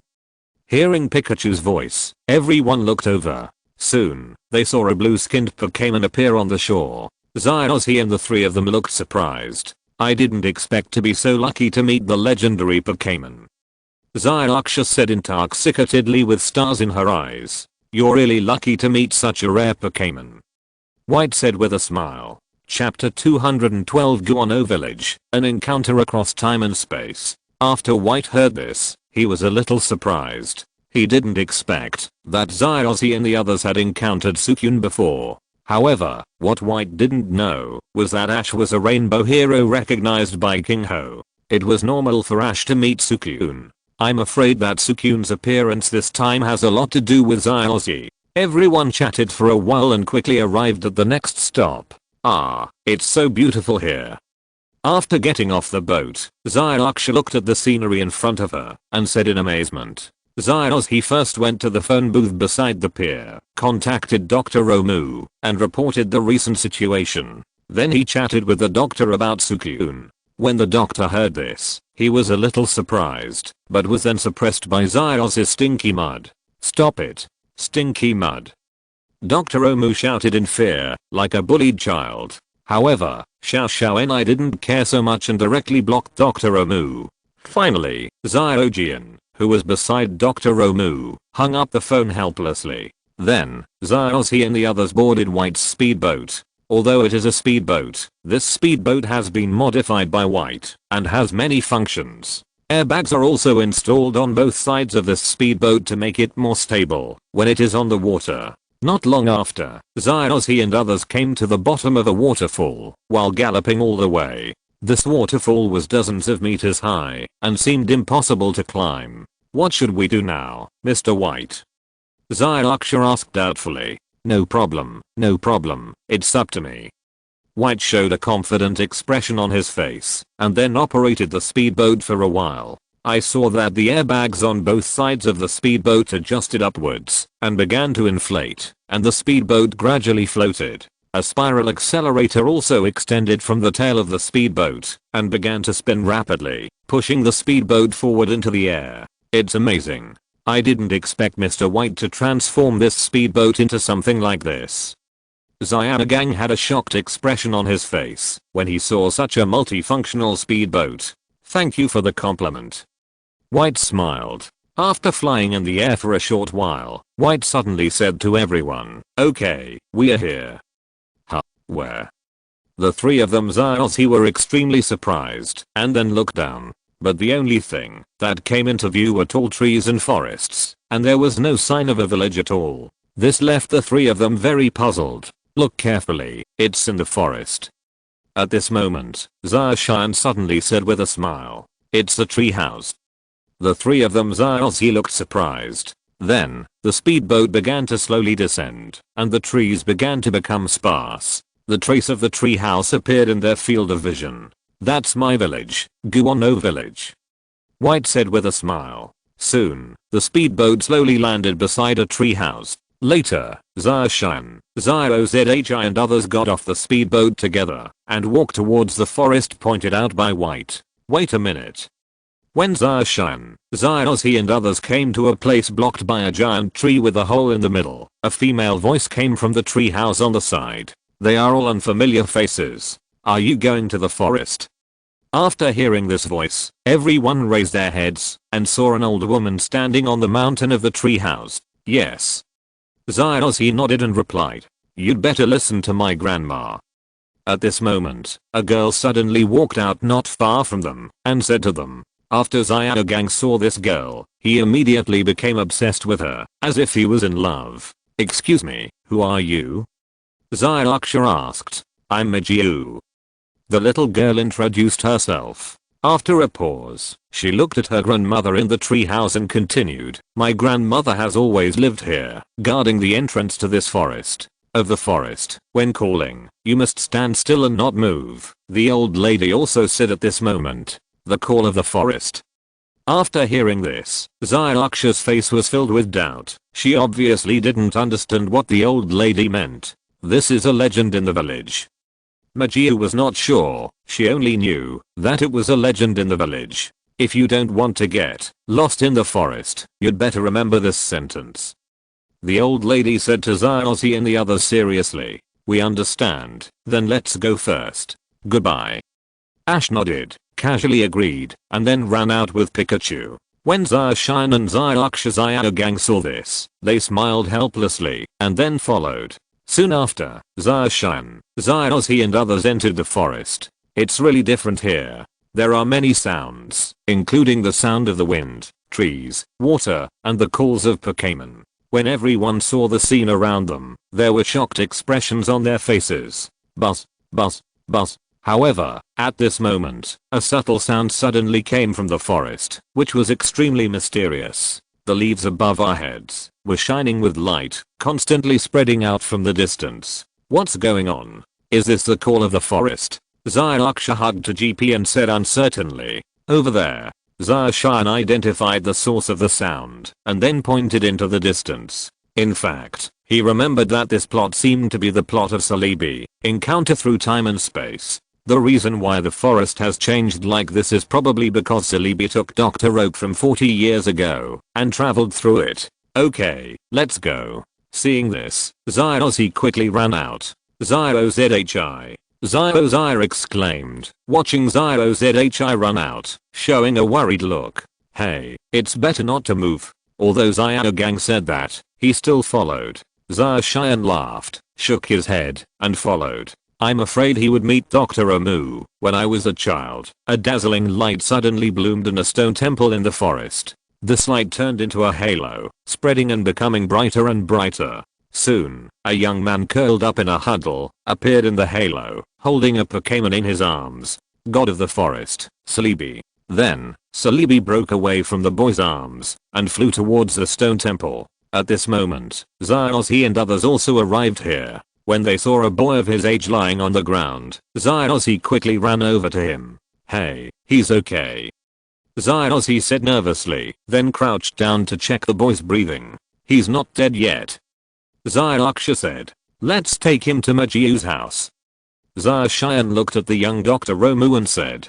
Hearing this, several people nodded, and then Zyrozi and Zyrogang led the teenage Dr. Oak towards the wooden house they had entered into the forest before. What the heck was that light just now? Zarshan and Zyraksha helped hold their backpacks and followed them. Miss Mijiu. Miss Mijiu, are you there? When he was not far from the treehouse, Zyrogang started shouting towards the treehouse. At this moment, the young Dr. Oak on Zyroz's back also started to show signs of waking up. It seems like he'll wake up soon. Zyraksha said happily. When Zyroz heard this, he slowly put him down. Cheer up, Are you okay? Ozzy looked at the teenage Dr. Oak and asked with concern. Ah. The teenage Dr. Oak also woke up at this moment. After opening his eyes, he pushed Ozzy away. I won't hand over Celebi. The young Dr. Romu stood up in astonishment and said, what are you doing? Ozzy was a little annoyed when he was suddenly pushed away. He walked over and grabbed the young Dr. Romu's collar. Stop, calm down, calm down. Zyanagang quickly coaxed. Zhi, don't be impulsive. Zaoshan also stopped. Zhi, calm down, we are not bad people. Zyaksha also said at this time. What happened? Young Dr. Romu also gradually calmed down, but he looked around in confusion, as if he didn't know what happened. That's exactly what I want to ask. Ozzy angrily shouted at young Dr. Oak. I kindly carried this man back, but he pushed me down. I'm afraid no one will be angry if this matter is left to me. Anyway, Ozzy was angry. Fortunately, Ozzy gradually calmed down under the obstruction of Zyanagang and Zaoshan. Chapter 213, Finding Celebi, the wretched trio of Team Rocket. What happened? At this moment, the little girl Majiu and her grandmother also came down from the treehouse. Majiu looked at Ozzy and the others and asked in confusion. We found this child collapsed in the forest. Zyaksha explained. Ah. Majiu's grandmother suddenly became excited when she saw the face of the young Dr. Romu. She quickly ran forward, put her hands on the shoulders of the young Dr. Romu, looked at him, and said excitedly, You are that time. That's great, that's great. The old lady was excited. She hugged the young Dr. Oak. Grandma, do you know him? The girl Mijiu looked with some confusion and asked doubtfully. Didn't I tell you before about the child who disappeared in this forest 40 years ago? Majiu's grandmother turned her head and said. Could it be that this is the little girl? Mijiu said in shock when she heard her grandmother's explanation, with an expression of disbelief on her face. Yes, you can't be wrong. The old lady nodded firmly. Ah, you are the sister who gave me bread back then. Young Dr. Romu looked at Majiu's grandmother and an image appeared in his mind, as if he was recalling something, and said in surprise. Majiu's grandmother nodded. Afterwards, everyone went to the treehouse and sat at the table. Did you drop this? At this moment, the old lady rummaged around for a while, took out a package, and handed it to young Dr. Romu. This is mine. Young Dr. Romu opened the package and found a notebook inside. You must have traveled through time and space. The old lady looked seriously at young Dr. Romu and said, Travel through time and space? Zyaksha asked doubtfully. What is that? Ozzy was also confused. Even Zyanagang looked surprised. What the old lady means is that this child traveled through time and space 40 years ago and appeared here. Zaoshan said. After 40 years of traveling through time and space, how is this possible? Majiu said with disbelief and shock on her face. After listening to the conversation of several people, young Dr. Romu stared blankly at the notebook in his hand. The god of the forest, Celebi. Zaoshan said again. Celebi, it is said to have the power to travel through time and space. I think this kid should have been brought here by Celebi's power. Celebi, several people exclaimed when they heard this. Ah. Celebi, where's Celebi? Young Dr. Romu exclaimed, as if he had remembered something. There's a Pokémon with me, have you seen it? Young Dr. Romu looked at everyone excitedly, with an anxious expression on his face. I didn't see it. Zyaksha shook her head and said. To be honest, all the attention was on this young man at that moment and no one paid attention to him at all. Moreover, there are no Pokémons around young Dr. Romu. Have you met Celebi? The old lady also said after hearing what young Dr. Romu said. Celebi is known as the god of the forest, which gives it vitality. Wherever Celebi appears, the vegetation will be lush. Speaking of Celebi, Mijiu also introduced some information about Celebi. So it really did travel through time and space with the help of Celebi's power. Zyanagang said in surprise. That's right. It's said that Celebi lives near the lake of life deep in the forest, but no one has ever seen it travel through time and space, the old lady added later. Celebi is seriously injured. I have to go. I have to save Celebi. Young Dr. Romu thought that Celebi was injured and quickly stood up, wanting to go find Celebi immediately. Let's go together. Zyozzy also stood up and said, of course Zyozzy will go, so he said, let's go together too. Zyuksha and Zyugang stood up. Zyushan also nodded when he saw this. He remembered that Celebi would be caught next, and it seemed to be related to the rockets. But he couldn't really remember which rocket's carder it was. I'm Zyugang, and I'm a good Pokemon breeder. Zyugang said, I'm Zyuksha, remember, I'm a world-class beautiful girl. Sister Zaya said narcissistically, I'm Zyozzy. My goal is to become a Pokemon master. This is my partner, Pikachu. I also introduced him. You can call me Kai. Zayushan said with a smile. Now is a good time to pie Dr. Romu, and naturally he won't let it go. You must know that Dr. Romu will be a world famous Pokemon researcher in the future, and the family strength behind him is also very deep. If you want to continue to do tasks in the Pokemon world, you will definitely need Dr. Romu's help. If we don't do pie now, when will we wait? I'm Zucheng.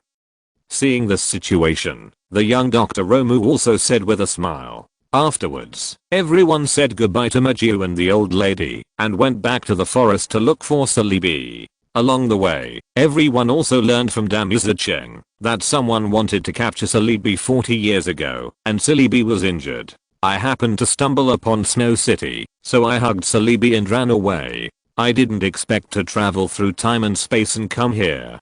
Everyone was walking in the forest, and Pikachu suddenly called out. It seemed like he sensed something, and ran in a direction. Pikachu. Zyozzy quickly followed. Seeing this, several people followed. Seeing this situation, Zayushan thought to himself, the Pie God is indeed a Pie God. There really is no one else with this sensing ability. There. Everyone came to a place where dead trees overlapped. He pointed at the tree hole and said, there were a few Pokémon beside the tree hole, as if they were guarding something. Zyozzy climbed up the vine without saying a word. Wait for me. Seeing this, Zucheng climbed up. Zayushan, Zyuksha, and Zyugang were waiting below. Even the monkey monster has to give up. Zyuksha said with a smile when she saw Zyozzy's appearance. It's Celebi. Zyozzy finally climbed up the tree hole and saw Celebi lying weakly inside. Okay, come out. Zucheng stretched out his hand to pull Celebi out. Ah. However, Celebi screamed in fear and directly bounced Zyozzy and Zucheng away. Zyozzy, be careful. Zyuksha and Zyugang looked down in fear. When he saw Zyozzy grabbing the vine, he was relieved. Yes. Zyozzy turned and nodded at Zyuksha and Zyugang, and then returned to the tree hole with Zucheng. However, at this moment Celebi controlled the tree vines to beat down Zyozzy and the others. They also knew that Celebi was simply afraid of the two of them because he was injured by a hunter. Celebi, we are not bad people. We are here to help you. It doesn't matter if you don't understand us, but your injury must be treated immediately. He looked at Celebi. The situation is very bad. Try to communicate. We are your companions. Zucheng also said from the side. Gradually, the vines controlled by Celebi became less and less aggressive. Zyozzy tried to reach out his hand and slowly comfort Celebi. Celebi was trembling in fear at first, but after seeing that Zyozzy did not attack him, he gradually calmed down. Then, Zyozzy slowly pulled Celebi out. It's okay now, leave everything to us. Zyozzy looked at Celebi and said comfortingly. Celebi looked at Zyozzy and then at Zucheng. He felt very familiar and his vigilance seemed to lower. Soon, Celebi fell into a deep sleep. Did you bring any medicine for the wounds? After climbing down from the tree, Zyozzy said to Zyuksha and Zyugang. Looks like it. Zyugang thought for a moment, then rummaged through his backpack. Not long after, Zyugang took out a bottle of wound medicine and treated Celebi. After the treatment, Celebi was in better condition than before. Looks like we still need to go to the Pokémon Center. Although Celebi has recovered a little, it is not cured. It is better to go to the Pokémon Center for professional treatment. Yes. Zyossi nodded, and then the few of them ran out of the forest, wanting to go to the Pokémon Center. However, soon after they ran, a smoke bomb was thrown from the tree. In an instant, everyone's eyes were surrounded by smoke. What? Zhu Cheng asked doubtfully. Since you asked the question sincerely, we will tell you with mercy. Classic Team Rocket lines. Omitted. Originally, the Team Rocket trio were eating their lines on the tree trunk, which was very pretentious smell. Sonus.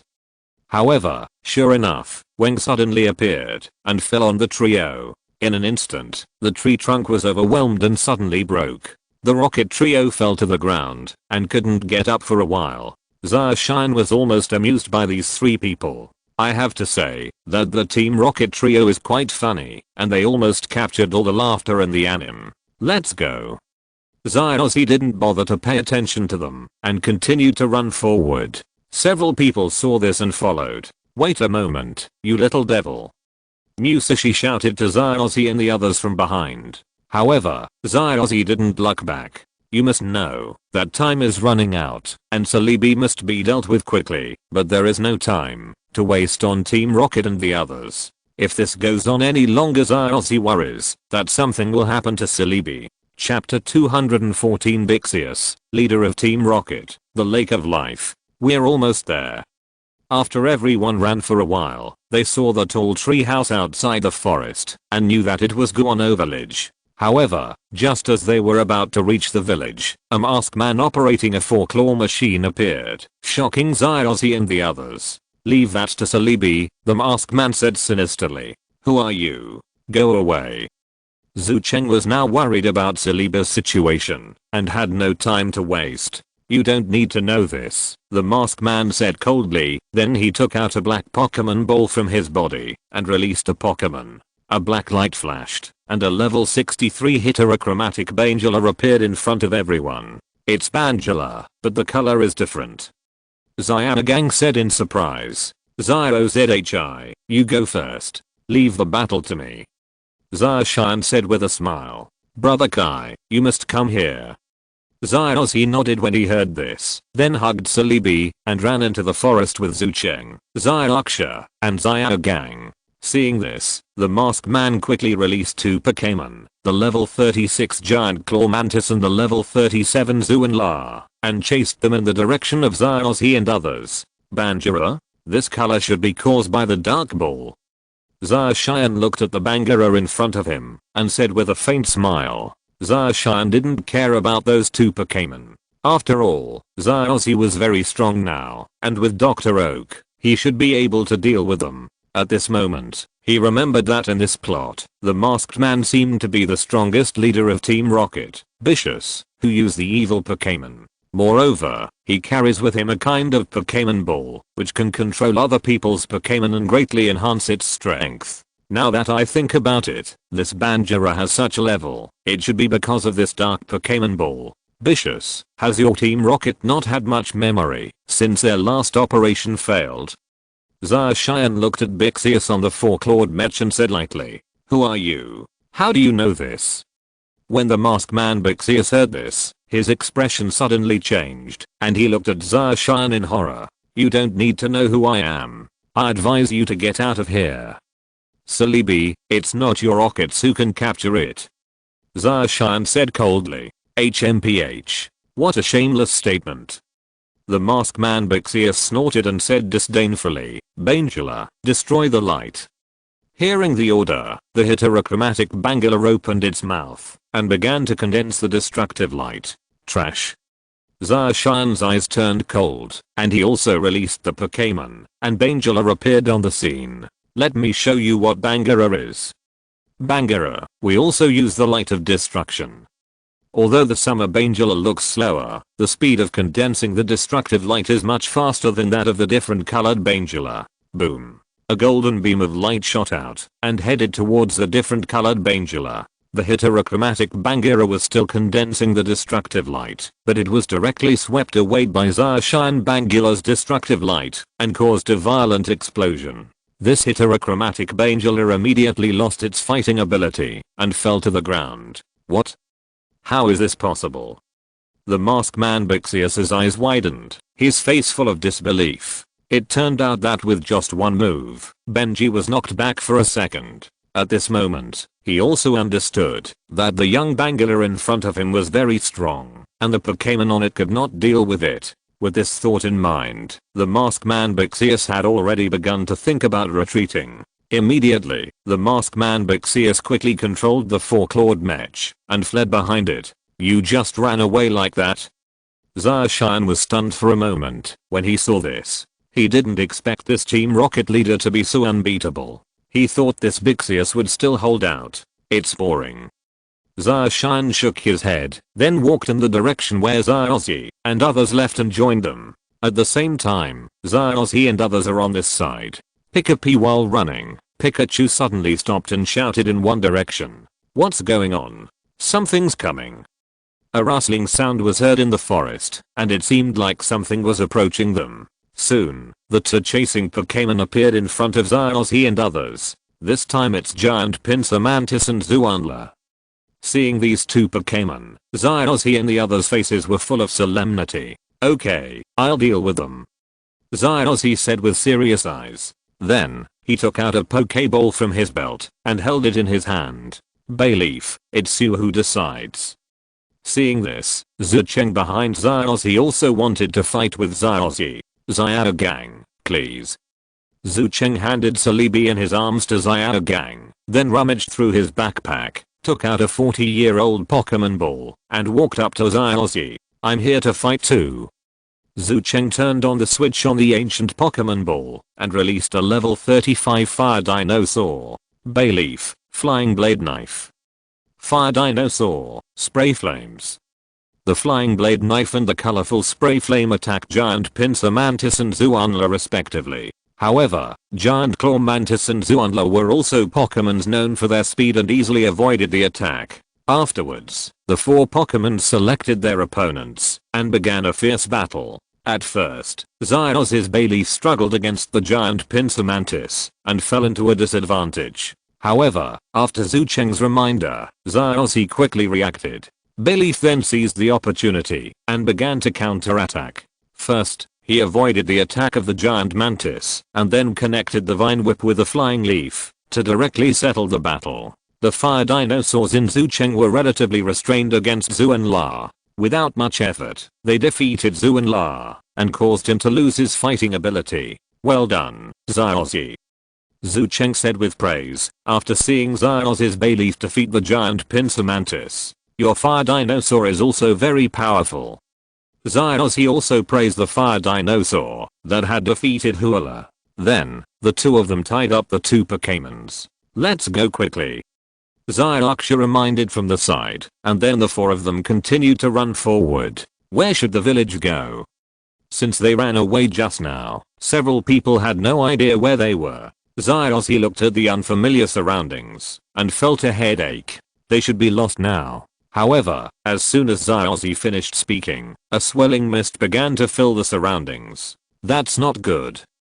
Xiaogang carried Xiaoxia, who had just sprained her foot, and frowned as he looked at the surrounding visibility. At this moment, a tall figure suddenly walked out of the forest. It's a circle bear.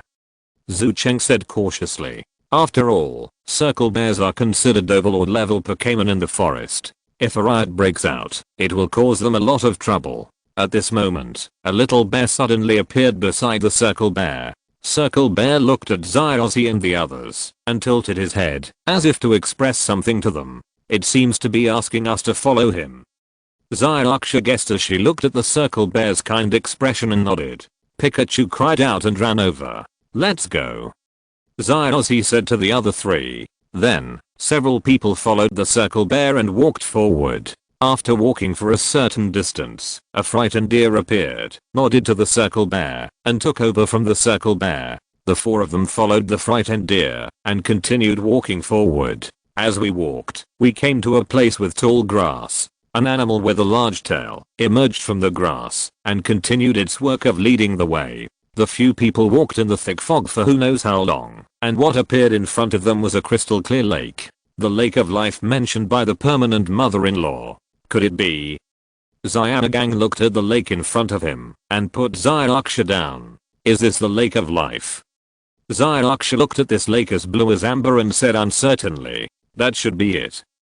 Zucheng slowly put Celebi into the lake, and after Celebi touched the water of the lake, he swam towards the center of the lake. A large group of Pokémons appeared everywhere, seeming to be watching Celebi nervously, as if protecting it.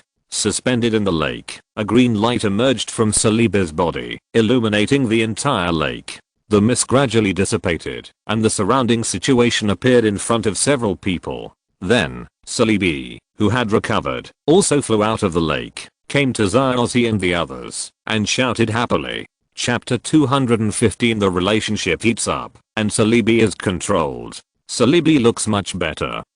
Xiaoxi said happily when he saw Celebi flying out of the lake. Lake of life. Oh, I know, this lake can restore Celebi's injuries. Xiaoxia and Xiaogang exclaimed as well. That's great, Celebi, you fully recovered.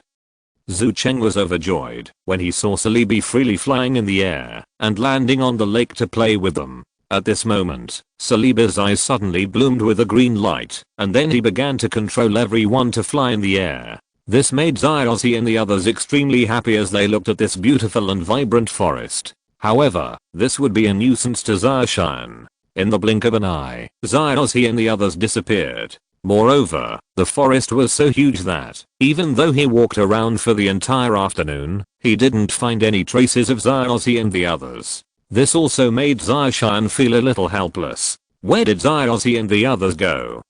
Oh, forget it, let's not look for them anymore. Let's go back to the village and wait for them. Xiaoshan shook his head and then walked in the direction of Guano village. At this moment, the masked man Bixius, who was scared away by Xiaoshan, also met the Rocket Trio. Originally, the Rocket Trio wanted to rob Bixius, but after knowing Bixius' identity, they were so scared that they quickly knelt down and begged for mercy. In short, Bixius has a very high status in the Rockets, and his status is second only to Sakaki, and even the 4 generals can't compare to him. Speaking of which, Bixius still has a great reputation in the Rockets, and he is also a very ambitious person. On the surface, he captured Celebi this time to dedicate it to Sakaki, but secretly, he wanted to use Celebi's power to travel through time and space, return to the chaotic period of the Rockets, and then rule the Rockets and conquer the world. Under pressure from Bixius, the Rockets trio reluctantly stayed with him and searched for Celebi's whereabouts with him. In the evening, Xiaoxi and others had dinner. Celebi, Pikachu, and GP had fallen asleep because they played too crazy in the afternoon. At this time, Zucheng took out his notebook and described them. What a great painting, basically on par with Xiaojian. Xiaozhi looked at Zucheng's words from the side and praised in amazement. Who is Xiaojian? Hearing this, Zucheng asked curiously. Xiaojian is a Pokémon watcher and my friend. He now works as Dr. Oak's assistant. Xiaozhi explained. Driver Moo? Zucheng's eyes flashed, not knowing what he was thinking. Yes. Dr. Omu is a world-famous Pokémon researcher, and is well known in Arzengson City. Xiaoxi nodded and said with a smile. Can I take a look at the painting? Xiaoxi was quite interested in Zucheng's painting. Yes. Zucheng nodded and handed the picture book to Xiaoxi. Xiaoxi took the picture book, turned a few pages forward, and saw several beautiful flowers dancing in the forest. There are also flaming horses and little flaming horses running wildly on the grassland. What a great painting. Xiaoxi praised. Does he have any ideals? Xiaoxi closed the notebook and asked as he handed it back to Zucheng. I haven't thought about it yet, that's why I'm traveling.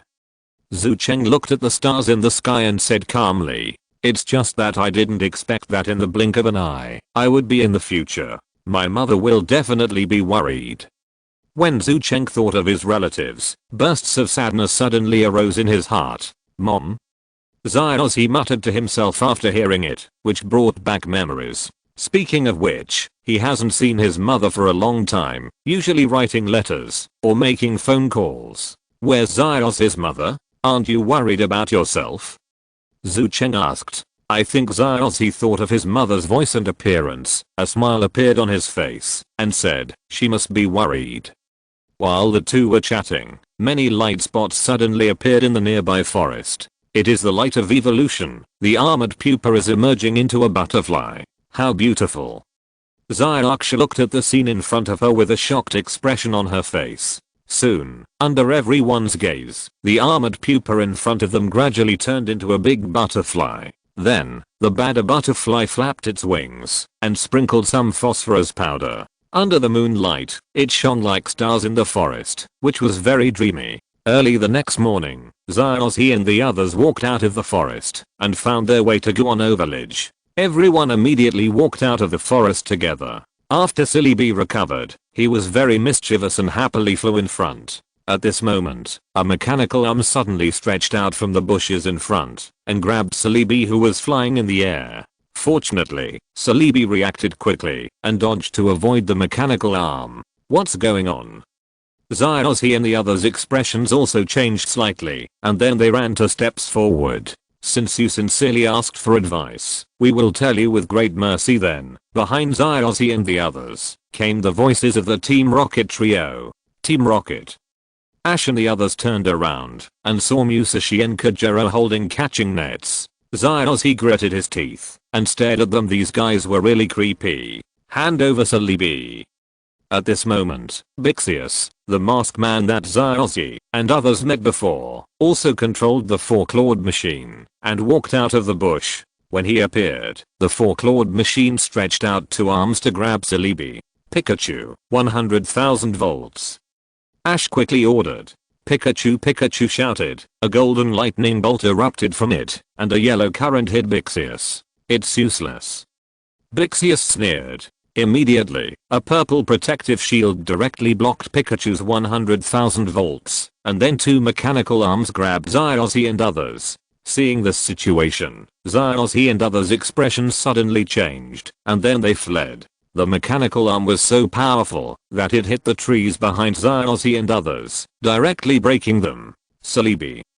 After the smoke caused by the fallen tree dissipated, Zyossi and others saw that Silly Bee had been caught, and their expressions suddenly changed. Silly Bee, I got you. The masked man Bixius laughed. It turned out that, while Zyossi and the others were avoiding, another mechanical arm grabbed Silly Bee directly and successfully caught Silly Bee. Silly Bee was struggling when suddenly a current came out from the mechanical arm and hit Silly Bee, making it scream. Silly Bee. When Zyossi and others saw Silly Bee's condition, they had anxious expressions on their faces. Pikachu wanted to rush forward and rescue Silly Bee, but at that moment, Bixius controlled the mechanical arm to cut down a tall tree again, blocking Zyossi and others' path. Just as Zyossi and the others were about to climb the tree, Bixius suddenly showed a sinister smile on his face. Then, he took a dark Pokémon ball from his body and threw it towards Silly Bee. No matter how much Silly Bee struggled, it simply couldn't escape the dark Pokémon ball's pull, and was quickly sucked into the dark Pokémon ball. Bixius also had a smile on her face after seeing that she had finally conquered Silly Bee. However, after seeing the actions of Zyossi and others, she immediately showed a sneer and said disdainfully, "What do you want to do? You want to save Silly Bee? That Silly Bee you met before is gone." However, just as Bixius finished speaking, many Pokémon suddenly appeared from all directions in the forest and surrounded them all. However, when Bixius saw this situation, there was no panic on his face. He threw the dark Pokémon ball and released Silly Bee. Silly Bee appeared in front of everyone, but Silly Bee changed, turning dark green, and the original blue spiritual eyes disappeared, leaving only eyes filled with grey and lifeless. Silly Bee, kill these guys for me. Bixius stood on top of the 4-clawed machine and ordered Silly Bee. Hearing the order, Silly Bee condensed a wave of energy, which was so powerful that it directly blew away all the Pokémon around it. All the surrounding trees were broken, and most of them were damaged by this fierce force. It's so powerful. It's so powerful, Silly Bee. Bixius became extremely excited when he saw that the Pokémon were unable to withstand the blow from Silly Bee. Silly Bee, let me see your power again.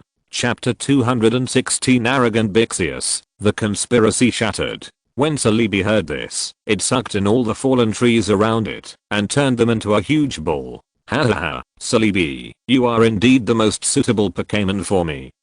Bixius laughed out loud in satisfaction, as if he saw that in the near future he would conquer the world with Celebi. Celebi has become a dark Pokémon, meow. It's not too much. Team Rocket hides at the side, Kajiro also said with some uncertainty, after seeing this situation. However, at this moment, Celebi also absorbed Musashi, because of his long hair. Wait, what? Why am I alone? It feels so troublesome. Things aren't good. Majiu, let's go there too. Standing old lady looking into the distance, I saw the situation in the forest. I know what must have happened in the forest. It seems that the plot has happened. Zacian's eyes flashed, and then he and the girl Mijiu, the Eternal Elder, rushed towards the forest on White's speedboat. ZI, what should we do now? Zhu Cheng asked worriedly as he watched Celebi control a huge grass ball and carry Bixius towards the depths of the forest. We must save him. He didn't expect that Celebi would eventually be subdued by Bixius's dark Pokemon ball and become a dark Pokemon due to one of his negligences. ZI. Just as ZI and others were about to leave, Zacian, Majiu, and others also arrived. White shouted towards Ziozi and the others in the air. Then Ziozi and the others boarded White's speedboat and chased after Celebi. Musashi will be fine. Kajiro and Meowth were also hiding under the speedboat at this moment, taking a stroll. Kajiro was a little worried about Musashi. Sitting on the speedboat, the eternal old woman looked at the destroyed forest below and said with a solemn face, if the forest god destroys the forest he protects, the consequences will be very serious. The wretched Musashi, now trapped by the tree vines, looked at the lively Bixius in front and said pleadingly, someone must witness my great power. Musashi, look closely here. Look at the power I have now. Celebi, destroy it, into a monster with 4 limbs. Then, a wave of energy erupted from the monster's mouth, and all the trees within a few hundred meters in front were destroyed. Finally, this wave of energy hit the lake of life not far away, causing a huge splash of water. Hahaha. Seeing this scene, Bixius laughed happily. This scene was also seen by everyone sitting on the airship, and they all showed shocked expressions. I understand. I have fully understood how powerful Celebi is. The test has been completed. It is best to hand it over to Chief Sakaki as soon as possible. Musashi was slightly startled when she saw this power, but she had done so. A strong desire to survive. The desire made her unable to help but say. However, when Bixius heard this, he simply smiled evilly and said, I have obtained the strongest Pokémon. No one can resist me.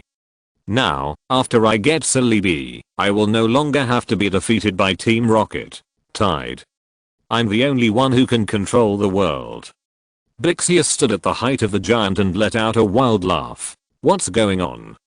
Zyozzy and others also saw the grass and tree giant's face at this moment, and they were shocked. Celebi should be there. Zacian said lightly. Everyone nodded, and then Zyozzy asked White to fly the airship in front of the grass giant and try to wake up Celebi. However, when Bixius saw this scene, he frowned and said coldly, it's really a hindrance. Celebi, destroy it. When Bixius finished speaking, the grass and tree giant shot out of his mouth airship. In desperation, White could only control the airship to land on the shore of the Lake of Life. Then, Zyozzy and Zuchen got up and rushed towards the grass and tree giant. Pikachu, 100,000 volts. Hearing the order, Pikachu quickly shot out 100,000 volts, but the attack had no effect on the grass and tree giant. Celebi, shut these guys up. Kill them. Bixius jumped onto the nearby big tree with a hint of impatience on his face and said with a sneer. The plant giant turned to look at Zyozzy and Zucheng and then condensed a wave of energy in his mouth. Zyozhi. Zyuksha and everyone by the side looked at Zyozhi and Zucheng with concern. Just as the energy fluctuations condensed, Zacian was also ready to appear. Then, he released Gardevoir and said, Gardevoir, be mentally strong. The reason why Zacian did not release other Pokémons was because he was afraid that his powerful attack from the Pokémons would affect the surrounding forests. The energy waves from the giant grass and trees shot out, but they were resisted by Gardev with strong mental will. At the same time, a blue figure passed through the forest and rescued Xiaozi and Zucheng. "That's the incarnation of the northern wind," the eternal old woman exclaimed. "Sukyun." White said in surprise. Sukyun ran together with Xiaozi and Yukijo, and then jumped onto the branch where Bixius was, crushing it. Bixius had no choice but to jump down. "Hey, you rude brats." Bixius snorted coldly, then released Bangira, intending to kill these brats who stood in the way. "Let Sukyun become my Pokémon as well," Bixius said with an evil smile. "Bangela, let's go." Hearing this, Bangela condensed a golden light in its mouth, intending to emit a destructive beam. However, at this moment, Zaoshan spoke. "Gardev, use your mental strength to kill that Bangela." Hearing the order, Gardev's eyes bloomed with azure light, and a majestic, surging mental power gushed out towards the Bangera. In an instant, Bangera, who was still condensing the destructive light, was directly killed by Gardev in a single blow. "Damn it." Bixius cursed bitterly. "Celebi, kill them." When the grass giant heard Bish's words, it immediately took action. "Sukyun, we need your help." Then, with Sukyun's help, Xiaozi and Yukiro jumped onto the giant plant. "Celebi, what are you doing? Kill them." Bixius said angrily upon seeing this situation. "Gardev, use your telekinesis to control this plant giant."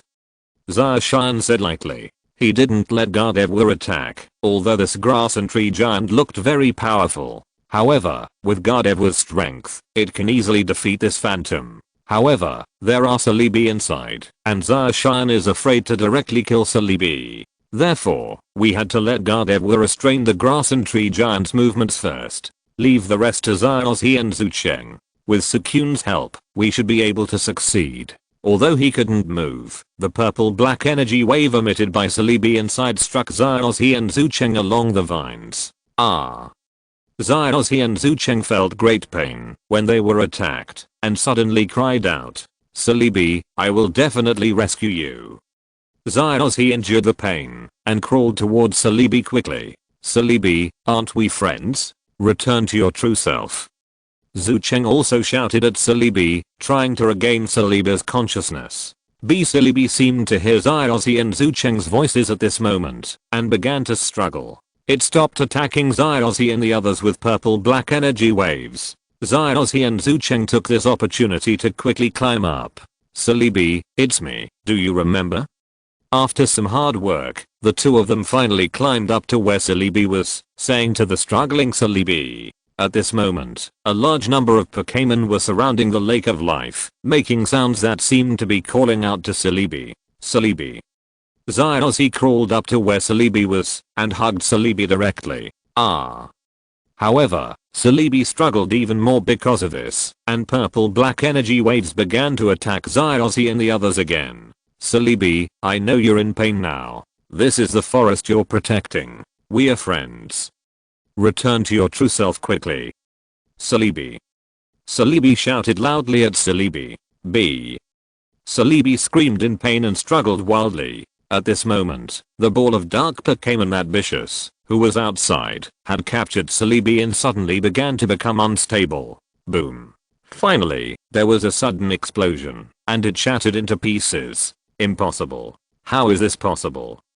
Bixius looked at the disappearing Pokémon ball in his hand, his eyes wide with disbelief on his face. "You know, this is the dark Pokémon ball specially developed for him by Dr. Nanba, a senior researcher of Team Rocket. Judging from the past, the effect is also very good.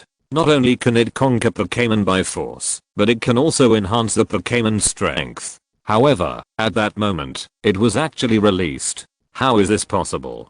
Bixius looked on in disbelief. If you're listening to this novel on a channel other than Fanfic World, it means they downloaded and uploaded it without effort. We cordially invite you to visit our channel, Mundo Fanfic Novelos. There you'll find the original version of this story and you can explore many other novels of various genres. We're waiting for you to immerse yourself in a world of incredible novels. Chapter 217 Celebi Groups, a friendship that transcends time. At this moment, when the dark Pokemon's ball disappeared, Celebi's eyes once again returned to their original spiritual blue. Great, Celebi, you finally recovered. Seeing that Celebi had returned to its original appearance, Xiaozi and Zucheng felt very happy. The giant plant suddenly began to crumble because it lost control of Celebi. Gardevoir, telekinesis, catch a few of them. Zacian has been paying attention to Xiaozi and the others. When they were about to fall, he let Gardevoir control them and returned to the earth safely. Great. Xiaoxia, Xiaogang and others were also very happy to see Xiaozi and the others bring Celebi back safely. But at this moment, Celebi held in Xiaozi's arms began to slowly wither and age, as if it was about to die. Ah. How could this happen? Xiaoxia, old Granny Chang and others were shocked when they saw Celebi's appearance. Water, put it into the lake quickly. Xiaogang immediately shouted when he thought of the role of the lake of life. Hearing this, Xiaozi slowly put Celebi into the water. However, Celebi showed no signs of improvement. Why is it useless? Zucheng couldn't believe it after seeing it. What's going on? Xiaoxia and others were also puzzled. Because the forest has been damaged, the lake of life is on the verge of death. The old lady also turned her head and couldn't bear to look at the withered and aged Celebi and said very sadly, since Suicune is the incarnation of the northern wind, it should have the function of purifying water. In this case, why not let Suicune try to purify the lake of life? He came to everyone. Beside him, he spoke. He did remember that Celebi seemed to have recovered in the end, but he had forgotten exactly how. But Suicune is here, I guess it should be of some use. After all, Suicune is also one of the 3 generals under the command of Ho-Oh's cameraman. Although he became a younger brother during the trip, his strength is still good at this moment. Suicune, by the way, Suicune, please purify the lake water. Everyone also reacted, and then their eyes fell on Suicune beside them. Suicune nodded, then his body flashed blue and jumped into the lake. In the lake, Suicune walked on the water. Wherever he passed, the lake water returned to its original clear appearance. Ash put Celebi into the water again. Xiaoxia and others looked at Xiaozi, looking forward to Celebi's recovery. However, the results were unsatisfactory. Even the lake water purified by Suicune still did not allow Celebi to recover. Celebi still looked withered. Still no way. Everyone's faces showed disappointment. Celebi, you can't die. Xiaozi anxiously shouted as he held onto Celebi. Why? Why exactly? It was obviously the humans who destroyed the forest. Why should Celebi bear the consequences? Zucheng unwillingly clenched his arms and said in pain. Everyone shed tears, and the approaching Pokémons also cried out, seeming to accuse the world of injustice. But however, just as all the creatures were sad, a ray of light suddenly appeared in the sky. This light was extremely dazzling, and it soon filled the entire forest. The entire forest was illuminated by this light, and it suddenly emitted a mysterious sound. This is the call of the forest, a voice that travels through time and space. The old woman became extremely excited when she heard it. At this moment, large swaths of green light also began to bloom in the forest. Then, a ray of light flashed, and many Celebi flew out of it. Then, Celebi in Xiaozi's arms was slowly controlled into the air, with all the Celebi surrounding it. The entire large group of Celebi emitted green light, and Celebi in the center slowly regained its vitality and finally fully recovered. Everyone was stunned upon seeing this scene. After seeing Celebi recover, everyone's hearts fell. The forest god gives life to the forest and travels through time and space. There were tears in the corners of the old lady's eyes, but she was very happy. It turns out that Celebi has a companion. Zucheng said in surprise as he watched Celebi greet other Celebi. Just like us, Xiaozi said to Zucheng. Xiaoxia and Xiaogang also nodded their heads, fully agreeing with Xiaozi's words. Oh, it turns out that's how it recovered. Zacian looked at the groups of Celebi in the sky, with a hint of surprise on his face. Unexpectedly, there were so many Celebi there. He originally thought that there was only one. At this moment, the Celebi also began to fly away. Finally, the green light disappeared, the forest came back to life, and Celebi flew happily in the sky. However, at this moment, something unexpected happened. When Celebi was flying towards the crowd, flying close to the water, Bishus suddenly jumped out of the water and grabbed Celebi. Haha, it's mine. Bixius smiled brightly and laughed happily. Celebi. Zyozzy and the others' expressions suddenly changed, and they looked at Bixius' sudden appearance in shock. This is mine, and I won't give it to anyone. Bixius' sinister eyes fell on the people on the shore, and he said coldly, "Stop fooling yourself." Zyozzy was very angry, and rushed to the lake to take Celebi back. However, at this moment, the rocket launcher on Bishus' back suddenly lit up, carrying Bishus into the sky. Zyozzy had no choice but to grab Bishus' feet. Seeing this, Zarshan released Gardevoir again and said lightly, "Gardevoir, control it." When Gardevoir heard this, he directly used his mental power to control Bixius, who was about to take off. At this moment, Zyozzy also took the opportunity to rescue Celebi. Later, Gardevoir also chased Bixius away, and what greeted him were very angry Pokémons living in the forest. For those who destroy the forest will not let him go. Suicune, thank you. We will meet again one day. The matter ended successfully, and Suicune was leaving. Everyone said goodbye to Suicune, and then Suicune's figure disappeared into the depths of the forest. At this moment, Celebi softly called out to Zucheng, and his body flashed with a green light. It's traveling through time and space again. It seems to be sending you back. Zyozzy looked at Celebi, and then said to Zucheng. Zucheng looked at Zyozzy and the others, with reluctance in his eyes. Go, Zucheng. No matter where we are, no matter what era we are in, we are friends. Zyozzy and Zucheng hugged each other, showing the firmness of their friendship. Yes. Zucheng nodded solemnly, and then flew into the sky under Celebi's leadership. Thank you, Zyozzy and everyone, we will always be friends. Zucheng said to everyone with tears in his eyes. Farewell, Zucheng, Celebi. Zyozzy reluctantly said goodbye to Zucheng and Celebi. After Zucheng left, a reminder also appeared in front of Zarshan. Ding. Congratulations to the player for completing the hidden quest and gaining Damu Zucheng's friendship. Seeing this message, Zarshan also smiled knowingly. It seems that Pi has succeeded. Afterwards, everyone returned to Guano village. Oh right. There's also the forgotten Team Rocket. Musashi fell into the water at this time.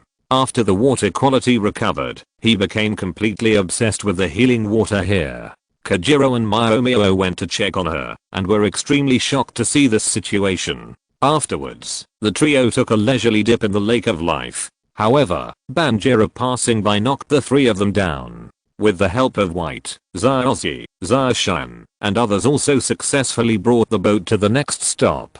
To be honest, Zyozzy is actually very reluctant to let go of Zucheng's return. Arriving at the next village, Ash called out to Dr. Oak. Zyozzy, why do you look so unhappy? Asked the player. Dr. Omi curiously. A friend is gone forever. Zyozzy said very sadly. Hearing this, Dr. Omu also showed a smile. When he and Zyozzy were tidying up the room 2 days ago, Zyozzy found a notebook and sketched out Dr. Omu's memories. Seeing Zyozzy's current appearance, Dr. Oak smiled and comforted him. Friendship transcends time. You and Zucheng will meet again. Hearing Dr. Oak's comfort, Zyozzy seemed to be in a better mood, and then hung up the phone. At this moment, Zyuksha on the side suddenly said, Zyozzy, you didn't even tell Dr. Romu who he is. How did Dr. Romu know that the child's name is Zucheng? Zyanagang both stunned. Drive Damu's full name is Damu Zucheng. Zarshan said with a smile. Ah. Zyozzy and others were stunned. At this moment, Damu Research Institute.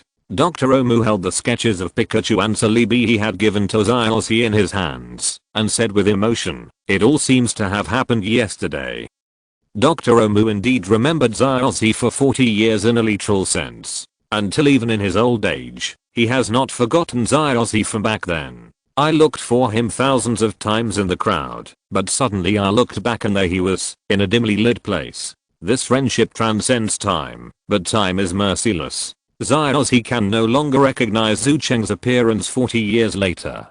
However, Damu Zucheng still remembers Xiaozi back then. In the international version of Encounter Across Time and Space, the last scene has this scene, so Xiaozi also knows Zucheng's true identity, which also explains why does the doctor care so much about Xiaozi? Chapter 218 Alliance Rewards. Unlock new areas. Xiaoshan followed Xiaozi and his group and basically visited other places in the Johto area. Now there is only the last city left, Yanmo City. In Yanmo City, there is Yanmo Gym, which is a dragon type gym. This is also where Ash got his last badge. There is still one city left, and Xiaoshan can unlock the map of the Chengdu area. Yanmo City has an ancient history no less than Yuansu City, and it is a city with very beautiful scenery. The last time Xiaoshan and Dr. Shuri passed by here, we didn't even have time to take a walk. Xiaoshan followed Xiaozi and others through the long ice and snow road, and finally arrived at Yanmo City.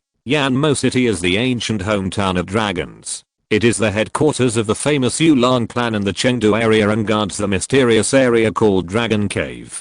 Compared to Yuansu City, Yanmo City doesn't seem that old. There are modern urban buildings everywhere, and it is a very developed city in all aspects. Yanmo Gym is located on the outskirts of the city, and is surrounded by mountains and rivers, giving people an indescribable sense of harmony. As soon as Xiaozi arrived at Yanmo City, he ran out of the submerged gym. Everyone had no choice but to come over. Is there anyone there? We are here to challenge the gym. Is there anyone there? Xiaozi looked at the closed steel door in front of him, stepped forward, pressed the doorbell, and shouted loudly. Not long after Xiaozi pressed the doorbell, a vigorous figure slowly ran over from the road beside him. This is a young woman, about 19 years old, dressed in tight sportswear, running towards this side drenched in sweat. Hello, are you here to challenge the gym? The young woman walked up to Xiaozi and the others, and asked with a smile. Yes, but it seems that there is no one in the gym. I rang the doorbell and no one answered. Xiaozi said helplessly. I'm the gym's trainer. The woman heard this, and said with a smile. Xiaozi was stunned for a moment when he heard this. I'm sorry, I went out to train, and made you wait so long. Speaking of which, the league competition is about to begin. There are quite a few trainers who have come to challenge over the past few days. My name is Xiaochan, the leader of this Yanmo Gym. I'm very happy to fight with you. Xiaochan said apologetically, then introduced herself. Hello, my name is Xiaozi, from Zengxin City. Xiaozi also introduced herself, then said, his name is Xiaoxia, he is Xiaogang, and this is brother Kai. He didn't pay much attention to Xiaochan Zhi's introduction. But when his eyes fell on Xiaoshan, his expression suddenly trembled. It's you? Hearing this, Xiaozi, Xiaoxia, and Xiaogang were all stunned. Even Xiaoshan looked at the gym trainer in front of him with some confusion. He doesn't seem to know the Yanmo Gym's trainer, right? We've known each other? Xiaoshan asked bewilderedly. You forgot, last time was at the Divine Capital Ruins. I also participated in that mission. Xiaochan said with a smile. That's all. Xiaoshan nodded and understood. It seems that the last time I was in the Divine Capital Ruins, I thought that there was such a person. However, when he and Dr. Shuri entered at that time, they were already deep within the God City ruins, and didn't pay much attention. When Xiaozi and others heard this, they had curious expressions on their faces. Then, Xiaochan briefly talked about what happened in the Divine Capital Ruins last time, which surprised Xiaozi and the others. By the way, speaking of which, my cousin Du also left me some things, which seem to be rewards from the Johto Alliance. I originally wanted to give them to you in person, but a few days ago, in the Kanto area, Team Rocket wants to cause trouble and they need your help there. He knows that you and Xiaozi are traveling together, so he asked me to give you those things. Xiaochan said. A reward from the Chengdu Alliance? Xiaoshan also had a surprised expression on his face. He also didn't expect that the Johto Alliance would reward him. Later, Xiaozi, Xiaoxia and others entered the Yanmo Gym under the leadership of Xiaochan. Xiaochan first asked Xiaoshan to wait for a while, then changed his clothes, and handed the alliance reward to Xiaoshan. Ding. Congratulations to player Kai, who obtained a full set of Mega Evolution Stones X1 and won the special title, Honorary Champion of the Johto League. Mega Evolution Stones X100. Due to the special nature of the title, you can't get 100 times the benefit. Zaoshine was slightly surprised when he saw this full set of evolution stones. Logically speaking, the Mega Evolution Stones shouldn't have discovered their effects. The Johto Alliance actually had a full set of Mega Evolution Stones. However, although it is a complete set, it is only for common Pokémon, such as Groudon, Kyogre, Latios, and Latios. My cousin told me that this kind of stone is a product of the Kalos region. Much of it was discovered last year. Because it contains enormous energy, the Kalos Alliance gave a set to each alliance. So far, no. The function of these stones has been discovered, but that doesn't hinder the value they contain. Zio-chan explained the reason why these stones were given. I see. I'm very satisfied with this reward, Zio-chan said with a smile. It must be said that the Johto Alliance gave him a good gift. After all, if he were to collect these evolution stones by himself, it would probably take a long time and be quite troublesome. This way it would save him the need to collect them again. After that, Zyozzy started a gym battle with Zyachan. However, even though Zyozzy's strength improved a lot, he lost the game in the end. Zyachan's strength is not weak and is already at the level of a Qua-seeking trainer. Compared to this, Zyozzy is still a bit behind. Moreover, Zyozzy has not brought the main force with him, so it is normal to lose the game. Zyozzy returned to the Pokémon Center in despair and switched Pokémon with Dr. Oak again. When Zaoshine returned to the Pokémon Center, a message to unlock the Chengdu region also appeared in front of him. Ding. Congratulations to the player for completing the hidden quest, unlocking the Johto area map, and gaining 50,000 reputation points. Since the player's character level is full, no character experience can be obtained. When this message appeared, all players. The server also received it. Ding. Server-wide announcement. Player, Red, has completed the task of exploring the Johto area and unlocked the new map, Johto area.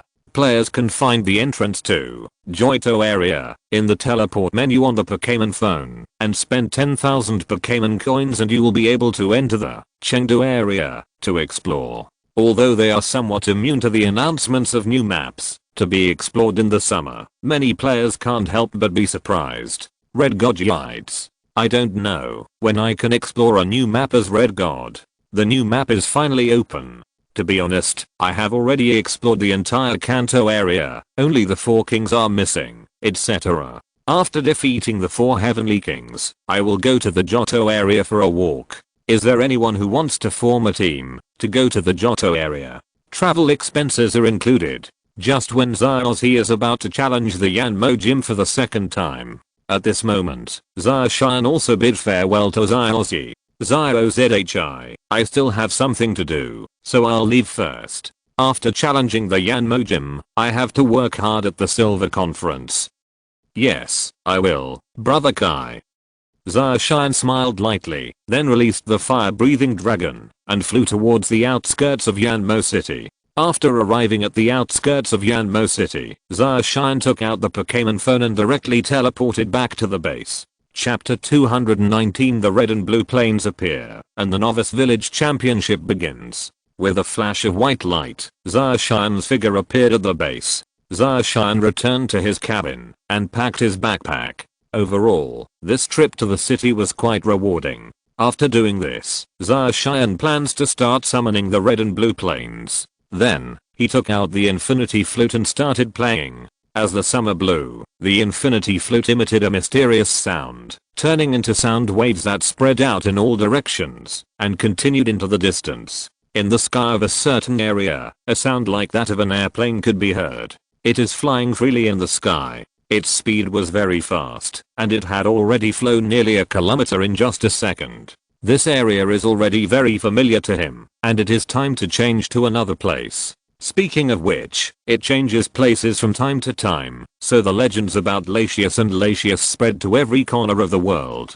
Of course, this is only the blue plane, Latios. The reason why he separated from the group is that he likes to take risks and also wants to improve his strength. He is much stronger now than before. I'm afraid that, even if the group leader is in front, he will not be able to defeat him. He has grown up.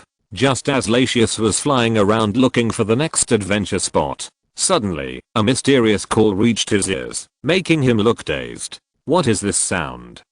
Why do I feel so friendly? It seems like something is calling me. Latius thought, and planned to go to the source of the call, to see who was calling him. In the Sea of Flowers, Zacian has started a new round of leveling plan. Speaking of which, there are too many Pokémons in his PC now, and some of them are dazzling him. Basically, except for those mythical beasts, everything that should be caught has been caught. Moreover, the progress bar of the Pokémon encyclopedia given to him by Dr. Oak has reached 95%, and there are only a handful left. However, the most difficult thing is this small group of progress bars, because they all represent legendary Pokémon. You know, there are at least dozens of mythical beasts that have appeared so far, and they are extremely difficult to find. Even if there is an update in the main world, it will still take a long time. Therefore, there is no need to rush this matter. But fortunately, he is about to add 2 more to his collection of mythical beasts. The cooldown time for one hit of Infinite Flute is 2 hours. Zacian is leveling up while waiting for the cooldown time to complete. Finally, when Zacian upgraded all the Pokémon he carried with him to level 50, there was finally movement in the sky. A roar like thunder resounded in the sky, bursting out with a sound like an airplane traversing supersonic speeds. A blue figure flew over from the distance. At this moment, a reminder appeared in front of Zacian. Ding. Server-wide announcement, a legendary Pokémon has appeared in the Flower Forest ground. Many players were excited again when they saw this news. Shit, the legendary Pokémon have been renewed again. In the Flower Forest, No, I'm in the Flower Forest now. Why can't I see the legendary Pokémon? There are so many terrains in the Flower Forest, and there is also maybe somewhere else. The terrain of this main world is so big that I don't even know where it is. While many players were arguing, Latius had already landed in front of Zacian. He looked at Zacian silently, as if wondering, was it you who summoned me? Zacian smiled lightly and said, Latius, I want to conquer you, let's fight. After the words fell, Zacian took out the Pokémon Ball and released a level 50 Lucario. Then, Latius was introduced into the battle. After entering the battle, Zacian wasted no time and directly threw out the Master Ball. The Master Ball drew an arc in the air, hitting Latius accurately and directly sucking him in. To be honest, if the Master Ball is used too much, Zacian might hit it, even if he closes his eyes. Nothing but familiarity. Buzz. The Master Ball fell to the ground and continued to shake. After a moment, it stopped. Ding. Congratulations to the player for conquering the legendary Pokémon, Latius. With a 100-fold buff, all 6 of Latius ratings have been upgraded to gold. Ding. Since the Pokémons the player is carrying are full, Latius has been automatically transferred back to the PC. He then played the Infinity Flute again, intending to summon Latius. After the Infinity Flute summoned Latius, the next one to appear was Latius. However, shortly after, Summer played the Infinity Flute. Suddenly, an announcement appeared across the entire server in front of all the players. Ding. Server-wide announcement. Registration for the Novice Village Championship tournament will begin tomorrow afternoon at 1500 hours. This competition is nationwide. The top 6 players in the competition will receive official rewards from China and participate in the competition. Qualifications for the national team will enter the World Series 3 months later. The specific rules for participating in the competition are as follows. To participate in the competition, the rank must be above the senior coach. The competition will adopt an elimination system. A preliminary selection will be held at the beginning of the competition, and the winner will be selected. Please enter the next round. For more details, please see the competition details that will open tomorrow afternoon. Hotspot in the entire chat channel. Damn it, the Novice Village Championship tournament. It's limited to senior coaches and above. This is a chance for me. Oh, it's impossible for civilian players like us, but it's okay to participate. It's a competition. The important thing is that, by the way, who is the favorite to win this time? Needless to say, 7-star Flame is currently ranked first on the rankings. This isn't necessarily true now, not in the early days of the game. At that time, the game was still in the exploration stage, but now it's basically mature. Players like that who specialize in tactics are indeed much stronger than ordinary players, and they are also disgusting. Ranking is an evaluation criterion, but in my heart, red guides. After Zarshan saw this news, he was also slightly surprised. He didn't expect that registration for this competition would actually start. According to the level of my current Pokémon, as long as the arrangement is reasonable, it shouldn't be a problem to win the championship. After all, I'm the only player in the entire server who is at the full level, and most of the Pokémons are at full level. Currently, the highest level player on the ranking list is only around level 80, and there is still a gap between him and me. Zarshan opened the ranking list and took a look with a smile on his face. At this moment, the cooldown of the Infinite Flute also ended, and Zarshan played the Infinite Flute again. About 4 hours later, Latius's figure finally appeared in front of Zarshan. Without much hesitation, Zarshan directly released the Pokémon and introduced it into the battle. Then, he threw the Master Ball and successfully subdued Latius. After doing this, log out and return to reality, waiting for the registration for the Novice Village Championship tournament to begin tomorrow. It's a bit stagnant. Let's sort out the plot carefully. Chapter 220 Dragon City, the game begins. Ding. Server-wide announcement, registration for the Rookie Village Championship tournament has opened. Players who want to participate, please go to the Pokémon centers of all Rookie Villages to register. After successful registration, there will be a week-long preliminary elimination round to participate in the competition. The location is located in the newly opened big city, Dragon City. Dragon City is a large-scale city newly built by the Chinese server. There are many architectural wonders in it. It represents the pinnacle of Chinese architectural civilization, and is a real version of the Chinese official website. The buildings, according to a certain proportion, are uploaded to the intelligent master brain and simulated.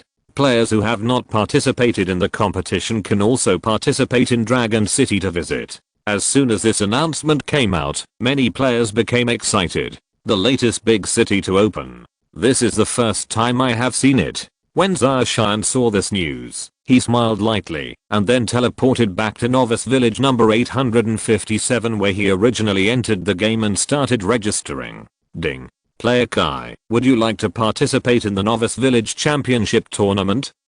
Zarshan came to the Pokémon Center registration office, and this message appeared in front of him. Yes.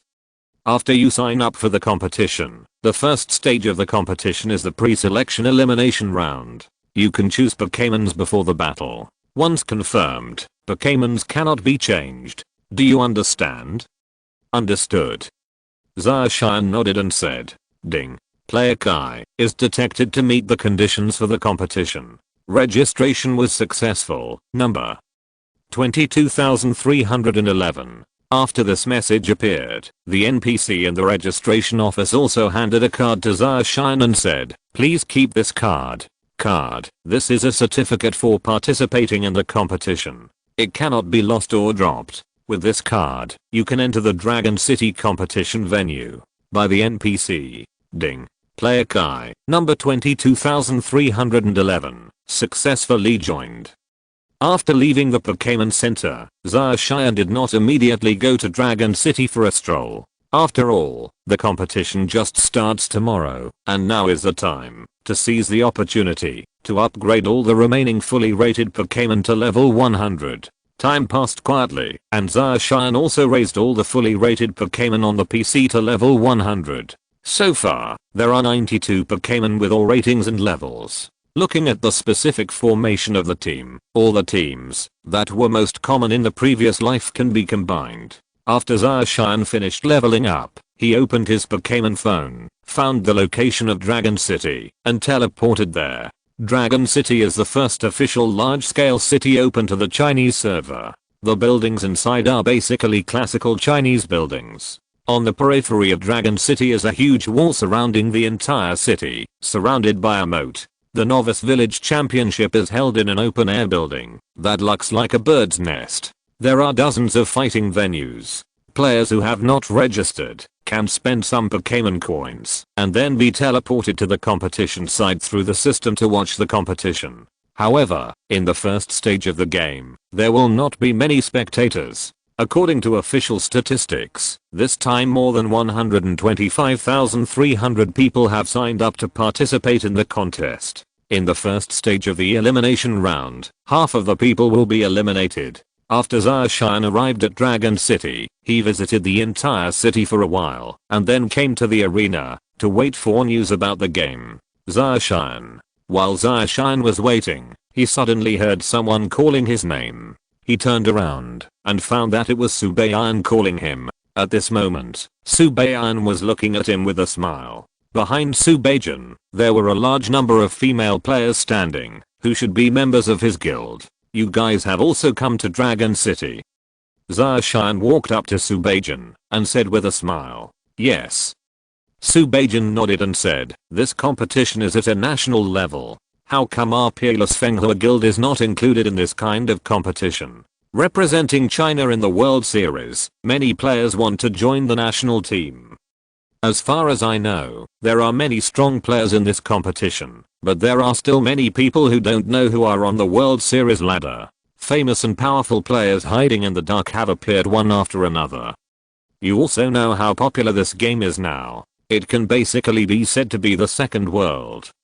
In the early days of the game, my guild can at least be ranked in the top 10, but it has now fallen out of the top 50. If it wasn't for your reputation in the early stages of the game, you would have directly fallen out of the top 100.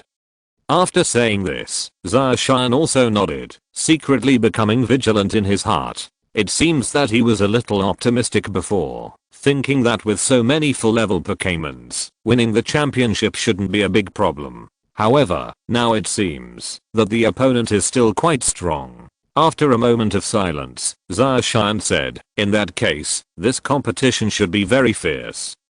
Nonsense. After all, it's a national event. The two chatted for a while, and then a message to participate in the competition appeared in front of Zacian's eyes. After Zacian bid farewell to Subajan, he teleported to the competition venue. Hello everyone, I'm Yuan and I'm the commentator for this Novice Village Championship tournament. At the competition venue, a sweet little girl shouted, which immediately attracted responses from many players. Yuan? Is she the one commentating on League? I didn't expect that she would also switch to MC Pokémon. Also, Yeking Hu. I remember that back then I fell into the trap of League, just because of Yuan's commentary. I didn't expect Yuan to start explaining MC Pokémon. Woohoo, took off. I love this sweet voice. Hello everyone, I'm your favorite mount. At this moment, a male voice came, but there was not much response, which made the male commentator a little embarrassed. In one part of the auditorium, there was a raised platform. A man and a woman were sitting on the platform, with a microphone placed on the table in front of them. The girl is named Yuan, has a sweet appearance, and is a professional player of many games. Now she has retired to become a game host. She is very good at playing online games, and occasionally explains games. MC Pokémon is a cross-generation holographic game, so naturally she won't miss it, so she became a commentator. As for this commentator named Mount, many people don't know him, and he is not famous in the game. I heard that he is a figure in the entertainment industry. He is relatively handsome, but he has an arrogant face. I don't know why the officials came to find this person. Ding. Players, please prepare and enter the match. Zacian came to a lounge-like place where players were waiting to enter the battlefield. The mechanism of the knockout round is random matchmaking, and the winner advances to the next stage. Ding. The match was successful. Players choose to play against the Pokémons. When Zacian confirmed the match, within a few seconds, this message appeared in front of his eyes. Lucario, Frost Milk Fairy, Flame Chicken, Bulbasaur, Absol, Fairy Eevee. After Zacian selected the 6 Pokémons, he was teleported to the battlefield. In fact, at this early stage of the game, you can play casually, and there is no need to form a team first. After all, the level of the summer Pokémon is there, and entering the next competition is basically a certainty. Chapter 221 Green Grass Field, the first game. At the commentator table, female commentator Yuan looked at the list of players for this round. Her eyes suddenly lit up, and then she asked the Mount beside her, "I wonder if Mount knows a player Kai? Is he?" A confused expression appeared on MT's face, and then she said, "Is he a star? If I don't know, he should just be a level 18 star." He's not a star in this game. A relatively famous player. It is said that he has dominated the Pokémon tier list since the beginning of the game. So far, the top 100 Pokémon on the tier list all belong to this player named Kai. Yuan commented. There was a bit of embarrassment on her face, but she quickly came to her senses and explained to Mount with a smile. It turned out to be just a player, some little stars I don't even bother to remember, let alone just a player. Mount shook her head and said lightly, "Ah." Yuan suddenly didn't know how to communicate with this person. He probably didn't know anything about this game, right? He didn't know how he became her commentary partner. Although the official recruitment is external, some powerful entertainment companies can still get some spots. Presumably, this Mount must have relied on the energy of the company behind him to get into this and become a commentator. Thinking of this, Yuan shook her head helplessly and then said into the microphone, "I believe that most of the players watching the live broadcast are interested in this game. You guys from the game know this player, Kai, right? There have been rumors that with his legend, you can often see the name of the great god, Red, all over the server announcement. Now, let's turn the live broadcast screen to the player, Red, side and take a look at the higher level players. The powerful force." Some players who were watching the live broadcast switched to the battlefield, where Zaoshine was. The first match of the summer was played on a grass field. At this time, in front of Zaoshine was a player wearing a Diamond Awakening suit named Nono. In this battle, Kaidashin's opponent is called Nono. I think everyone knows him. He's the 539th player on the ranking list and he's quite powerful. It's said that his character level has reached the highest level. The Pokémon is currently a level 73 Banjira. I wonder what kind of sparks the battle between the two sides will produce.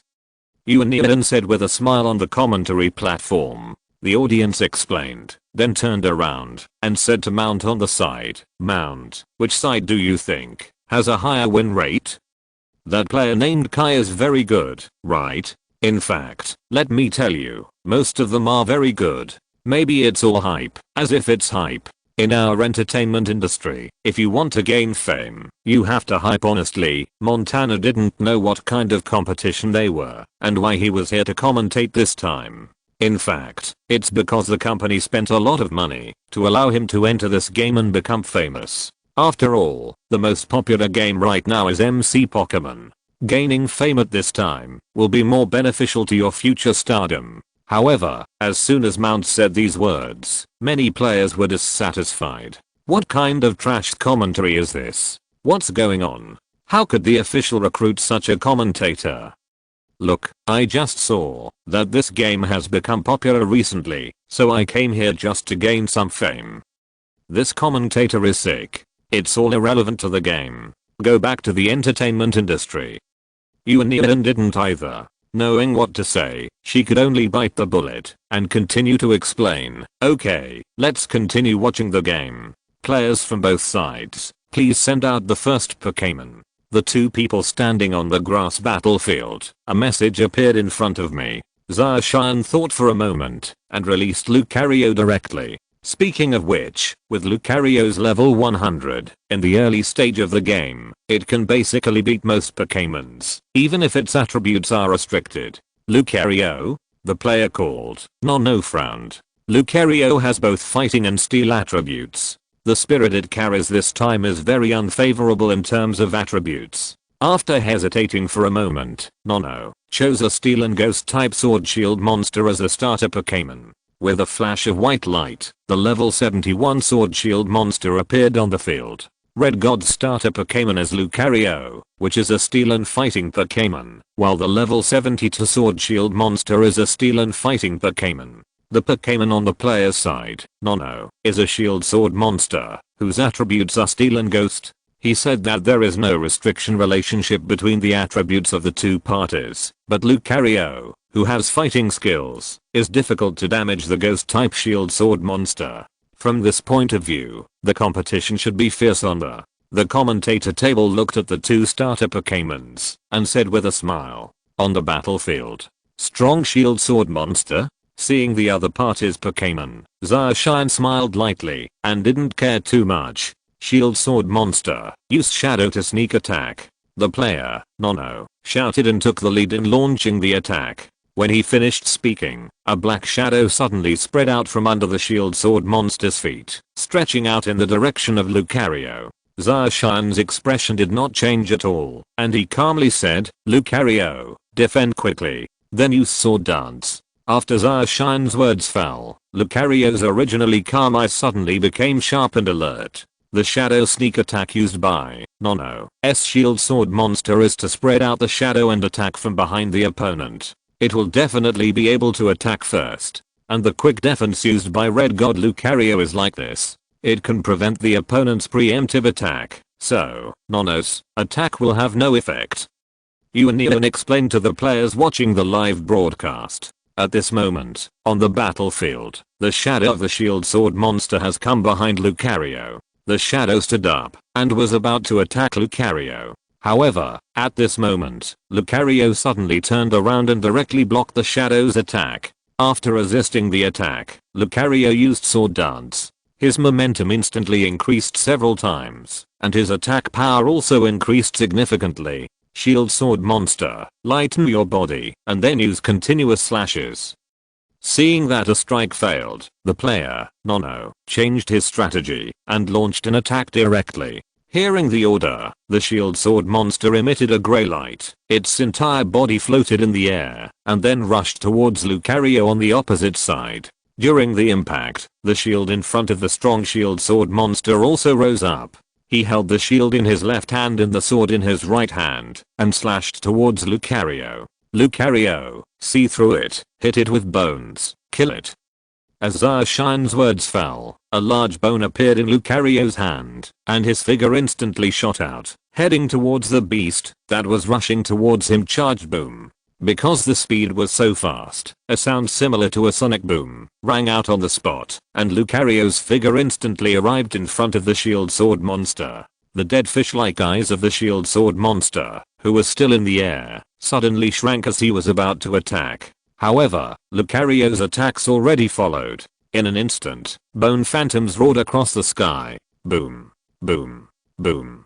Countless strong winds struck, and the shield sword monster felt huge waves of power coming from its steel body, as if it was about to break. Its consecutive slashing attack was directly interrupted by Lucario, and it had no backhand power at all. In a moment, Lucario landed on the ground, ending its attack. At this moment, the shield sword monster's blood volume had cleared. It lost its fighting ability, and fell to the ground. What? When the player, Nono, saw this situation, his eyes widened with disbelief on his face. His shield sword monster was killed with a single move. It's amazing. With the blessing of sword dance, the red god's Lucario greatly increased its attack power. He then used see-through to see through the shield sword monster's attack, and then used bone strike to attack continuously, directly killing it. Nono's shield sword monster was defeated. On the commentary stage, Neon also looked at the situation on the battlefield in surprise. Generally speaking, when Lucario uses skills like this, it is not very powerful. It is still a bit difficult to resolve the battle with one move. From this point of view, the level of the red god's Lucario is very high. Oh, Neon checked the rankings just now, and the level of the red god's Lucario has reached level 100. Player Nono took a deep breath, then retrieved the shield sword monster, and prepared to release the second one. Just Pokémons. Nono found it in the commentary area. The specific team is Bangela, Sand Hippo, Shield Sword Monster, Nut Dumbbell, Desert Dragonfly, Dragon-Headed Gopher. Chapter 222 Team Sandstorm, Lend 1 to talk. Nono is a level 71 Hippo Beast. To be honest, this game is not very beneficial to him. He originally wanted to send out Nut Dumbbell as his first starter Pokemon, but its attributes were restricted by the fighting type Lucario. His tactics might not be successful. According to the original plan, Nut Dumbbell came out and used Saling, and then Sand Hippo or Bangira came out and used Sandstorm. After a few rounds like this, coupled with tactical responses, it is enough to kill the opponent. However, he did not expect that the one he would face in the first game would be the mysterious Red. Not only that, the first one he would send onto the field would be a fighting Pokemon. This made all his previous plans fail. Now I can only bite the bullet. Above the white light, the hippo appeared on the field. As soon as the hippo appeared on the scene, a sandstorm covered the entire battlefield. What are the characteristics of Yangsha? The team used by the other party is a sandstorm team. Zacian's eyes flashed, and he already had some guesses in his mind. Right now, all the high level players have their own set of tactics. Most likely, the opponent in front of him is using the sandstorm team. If Zacian guessed correctly, the opponent's team also had Bangela and Nut Dumbbell, because these two Pokémons were essential Pokémons for the sandstorm team. Sandstorm plus Salt is the most popular game in summer memory. There are production, human shields, and consumption.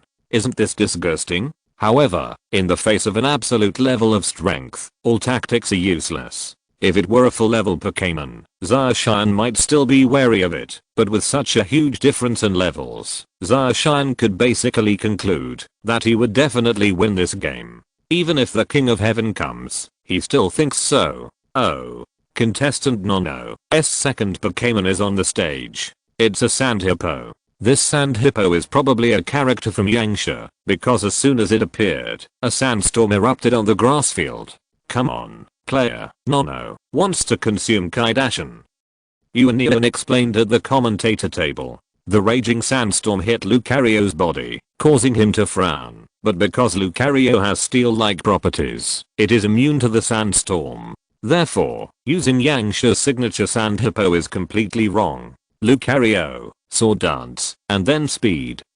After Zacian's words fell, Lucario's figure began to move, spinning rapidly, and then turned into a stream of light, rushing towards the hippo beast. Hippo digs a hole. Nono didn't seem to change, and directly gave the order. He didn't give the opponent a chance to attack at all, letting the hippo beast sneak into the ground to avoid Lucario's rapid attack. Soon, a large hole formed on the battlefield, and the hippo's figure had already penetrated into the ground along with the hole, disappearing. Lucario also lost his attack target and immediately stopped his movements. He stood on the field and observed the ground around him with a solemn expression to prevent the hippo beast from suddenly attacking. Can you hide it? Zacian smiled lightly and then ordered Lucario, use the rock breaking technique on the ground. Lucario listened to the order, and in the palm of his hand a white light suddenly bloomed. He bloomed, and then shot at the ground with concentration and concentration. In an instant, an overwhelming force surged out, and flowed into the ground along his palm. With Lucario's slap, the entire ground suddenly began to tremble, with a power level comparable to that of an earthquake. The hippo beast underground was attacked by the aftermath, and its blood volume suddenly dropped a lot. The ground trembled violently, making him feel a little uneasy. Is this still possible? Nono on the opposite side was a little confused. Hiss, it's so amazing. Kaidash actually used the rock breaking technique like this to achieve an earthquake-like effect. Unrestrained tactics. Uanian at the commentary table also showed a look of astonishment. At this moment, a large number of barrage appeared in the live broadcast room. Shit, you're amazing. You can actually use the rock breaking technique like this. I've learned it.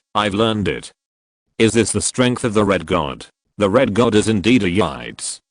At first, I thought that the Red God only relied on his high level. The Pokémon wins, but now it seems that his understanding of skills is far beyond our imagination. Yes, the Pokémon's unique attack is not so rigid. As long as it is used properly, it can also exert great power. Hippo Beast, attack. Nono gritted his teeth and said immediately. When the underground Hippo Beast heard the order, it immediately burst out of the ground and attacked Lucario. However, a smile suddenly appeared on Zacian's face, and he said lightly, close combat, kill it. The moment the hippo beast burst out of the ground and was about to attack Lucario, Lucario moved. It leaped into the air and, with the help of its tendency to fall, completely abandoned its defense and launched an attack at the charging hippo. Boom. Boom. Boom. On the battlefield, I remembered a dull sound and thuds hitting flesh. For a moment, the battlefield fell silent and the two Pokémons also stopped attacking. At this moment, there was only one Pokémon standing on the field, Lucario. The hippo beast had lost its ability to attack Lucario. Nono suddenly stopped fighting and fell onto the field. Lucario's blood volume also dropped a lot, losing a third.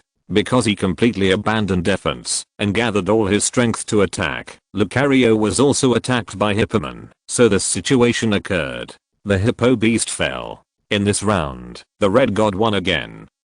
Uanion exclaimed. As expected of Kai, he is really strong. A wry smile appeared on Nono's face, and then he became encouraged. The game must continue. Even if the opponent is strong, he will not give up easily. He then took back the hippo beast and released the third Pokémon, the level 71 Nut Dumbbell. Nut Dumbbell, use Saling, Nono ordered as soon as the Nut Dumbbell appeared. Zacian just wanted Lucario to attack, but then the sandstorm hit again, causing Lucario to stop and squint his eyes. But at this time, the opponent's Nut Dumbbell had also used the special move Saling. However, it does not hinder. Nut Dumbbell is a grass and steel type Pokémon, whose attributes are suppressed twice by Lucario. Therefore, in this round, Nono was at a disadvantage as soon as the battle started. Soon, the Nut Dumbbells were defeated. Although Lucario did not suffer much damage due to the consumption of Nut Dumbbell, its blood volume was only half of the level. The fourth Pokémon sent by Nono is a level 72 dragon-headed gopher. However, it is of no use. Lucario sent the opponent directly back into the Pokeball, and the damage it received was only due to the interference of the sandstorm and the attack of the dragon-headed gopher. The fifth Pokémon is level 73 Bangira. As always, Bangira was quickly defeated by Lucario shortly after its appearance. Lucario's blood volume at this time has also dropped to a dangerous level. This is all due to the interference of the sandstorm on the field, which caused Lucario's vision to be somewhat blurred and lost its field of vision. However, even if Lucario loses its field of vision, it can still rely on the Wava Guide to detect its surroundings. But this also resulted in Lucario's reaction not being as fast as before.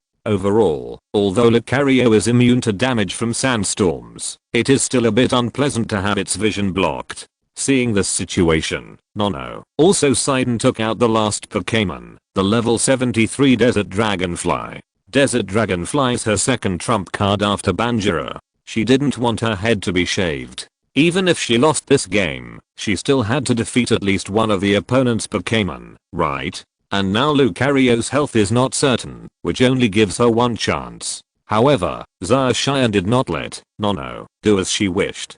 Zacian smiled lightly, directly took Lucario, and replaced it with Frost Milk Fairy. The red god has changed the Pokémons. This time he sent out the Ice Milk Fairy with a relatively cute appearance. I have to say that the Ice Milk Fairy is very cute. Approved by the Ice Milk Fairy.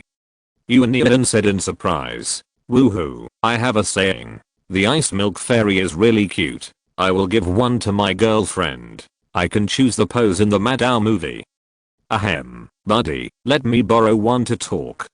I have a friend who wants a website. Please inform me. www.com. Your thoughts are really dirty and drunk. Why hasn't Madao been updated recently? I advise you not to mind your own business. That's it. The barrage in the live broadcast room was completely distorted. At this moment, Nono saw Zacian replace an Ice Milk Fairy, and her heart sank completely. Hey, are you that cruel? You really want to shave my head? Nono was a little helpless, but he still released the last Pokémon, the level 73 Desert Dragonfly. As expected, Zacian won this game. Ding. Congratulations to player Kai for winning the qualifiers. The next competition will be in a week. Players are asked to enter the Dragon City Arena in time for matchmaking. If the time exceeds the time limit, the game will be considered abandoned. This message appeared in front of Zacian's eyes. Finally, he was teleported into the lounge. Chapter 223, The Mission in the Orange Islands, Zyos's Movements. After finishing the game, Zaoshan left the Dragon City arena and went outside. At this time, Subajin and others had disappeared. They must have gone into play. There is still a week before the next competition, and Zaoshan plans to upgrade the two newly conquered planes to the full level first. Speaking of which, so far, there doesn't seem to be any boss like a mythical beast, such as Mutuo, Red and Blue Plains, Rayquaza, Kyogre, Groudon, etc. The Latios boss usually appears on the coast, or in deep water terrain. If it is near a deserted beach, the Groudon boss may also appear. After thinking about it, Zaoshan took out the Pokemon's phone and spent 500 Pokemon coins to teleport to a desert terrain near the beach. After Zaoshan arrived at the desert terrain, he began to level up nervously. On the one hand, it was to upgrade the level of the Red and Blue Plains, and on the other hand, it was to remind them of their skill mastery. After raising the level of the Red and Blue Plane to the full level and reaching the full level of proficiency, Zaoshan suddenly remembered that he seemed to have obtained a quest item before. It was about the Orange Islands. You need to obtain the Southern Cross badge from the Orange Islands. I originally wanted to do this task, but Subajin took me to fight in the Gale Valley halfway, so I forgot about it. However, now that I think about it, it's not too late. Thinking of this, Zaoshan teleported back to the base and found the map of the Orange Islands and the Southern Cross emblem painting from the box. Later, Zaoshan entered the Pokémon world. Arriving in the Pokémon world, Zaoshan came to Zenxin City as usual and first went to Dr. Oak for a formality. Kai, are you here? At the Omu Research Institute, Dr. Omu had a surprised expression on his face when he saw Zaoshan and said with a smile, "Drive Omu, I want to go to the Orange Islands. I don't know where I can take a boat." Zaoshan asked, "Well, do you want to go to the Orange Islands? But there is no route to the Orange Islands. However, at the airport outside Jobin City, there is an airship bound for the Orange Islands. You can try it." Dr. Oki thought for a moment, pondered for a moment, and then said to Zaoshan, "By the way, I want to ask you something. The Dragon Envoy came to see me a few days ago and wanted to ask if any trainer would go to the Orange Islands to help him bring something to his cousin, Yangji." After a pause, Dr. Omu said, "No, you just want to go to the Orange Islands, and you can help do on a trip." Okay. Soon, Dr. Omu searched inside the room, took out a box, and handed it to Zaoshan. Ding. The player triggered the quest. Items brought by Dragon Messenger to cousin UC. By the way, Doctor, where is Zyossi traveling to now? Zaoshan asked with a smile. Zyossi just came back from Johto last week. He performed very well at the Silver Conference. Zio Mao only reached 8th place, but Zio ZHI stopped at the semi-finals. The opponent was too fierce during the game, and Charizard's injury hadn't recovered yet, causing him to lose the game and get 4th place. It can be regarded as the best result in Zenxin Town in these years. Dr. Oki, he said with some regret. The day before yesterday, he just set off for Fangyuan area. This kid can't stop for a moment. Dr. Oki said with a smile. That's right. But Zyos's growth should be great, right? Zaoshan also smiled. Although he is not a fighting genius like Chihung, you should know that he has only started traveling since 2 years ago. If he goes to other areas to experiment, he should make more progress. And so should Zio ZHI. It can be said that he lived up to his teachings. He remembered that in the Muayan chapter of the previous life, Zyossi defeated his strong rival Zio Mao at the Silver Conference, but in the end Leo Feng lost to Yu's Flame Chicken, a trainer from the Fangyuan region. Facing the Flame Chicken in an unknown area, Zyossi and Charizard tried their best, but unfortunately they were still a little short of the top 8 in the end. Being able to change the progress of the anime this time can be regarded as the fulfillment of one of Zaoshan's dreams. After all, when watching anime in his previous life, Zaoshan was still very upset about the fact that it took Zyossi 22 years to win a championship. Because of that feeling, Zarshan would spare no effort to help Zaozi, and the purpose was simply to help him get the championship trophy as soon as possible. Of course, there is another reason, which is actually because of Zaozi's ability to pie the beast. Then, Zarshan said goodbye to Dr. Oak, got on the back of the blue plane, and flew towards Joban City Airport. After arriving at Joban City Airport, Zarshan bought a plane ticket to the Orange Islands and flew in the direction of the Orange Islands. The first stop when the airship arrives at the Orange Islands is Dagon Island. Speaking of which, there is also a famous female doctor in the Pokémon research community living on Dagon Island, Dr. Nemu. Zarshan remembered that the GS ball seemed to have been discovered by Dr. Uchiji, and then asked Zaozi and the others to bring it to Dr. Omu. After thinking about it, Zarshan planned to go with Dr. Uchimu to meet him. After all, Dr. Uchimu was also a beautiful lady with a mature charm. I remember that in the Wuin chapter, Zyadagang was so fascinated by her. Also, the reason why Zarshan came to Dr. Uchiji was because he wanted to ask where the ancient fossil Pokémon existed. Zarshan remembered that in the Wuin chapter, there seemed to be an island where ancient fossil Pokémon lived. Zaozi and others met it when they traveled to the Orange Islands, and he was a little curious about it. After all, there are still some fossil Pokémon in his Pokémon encyclopedia that he hasn't conquered.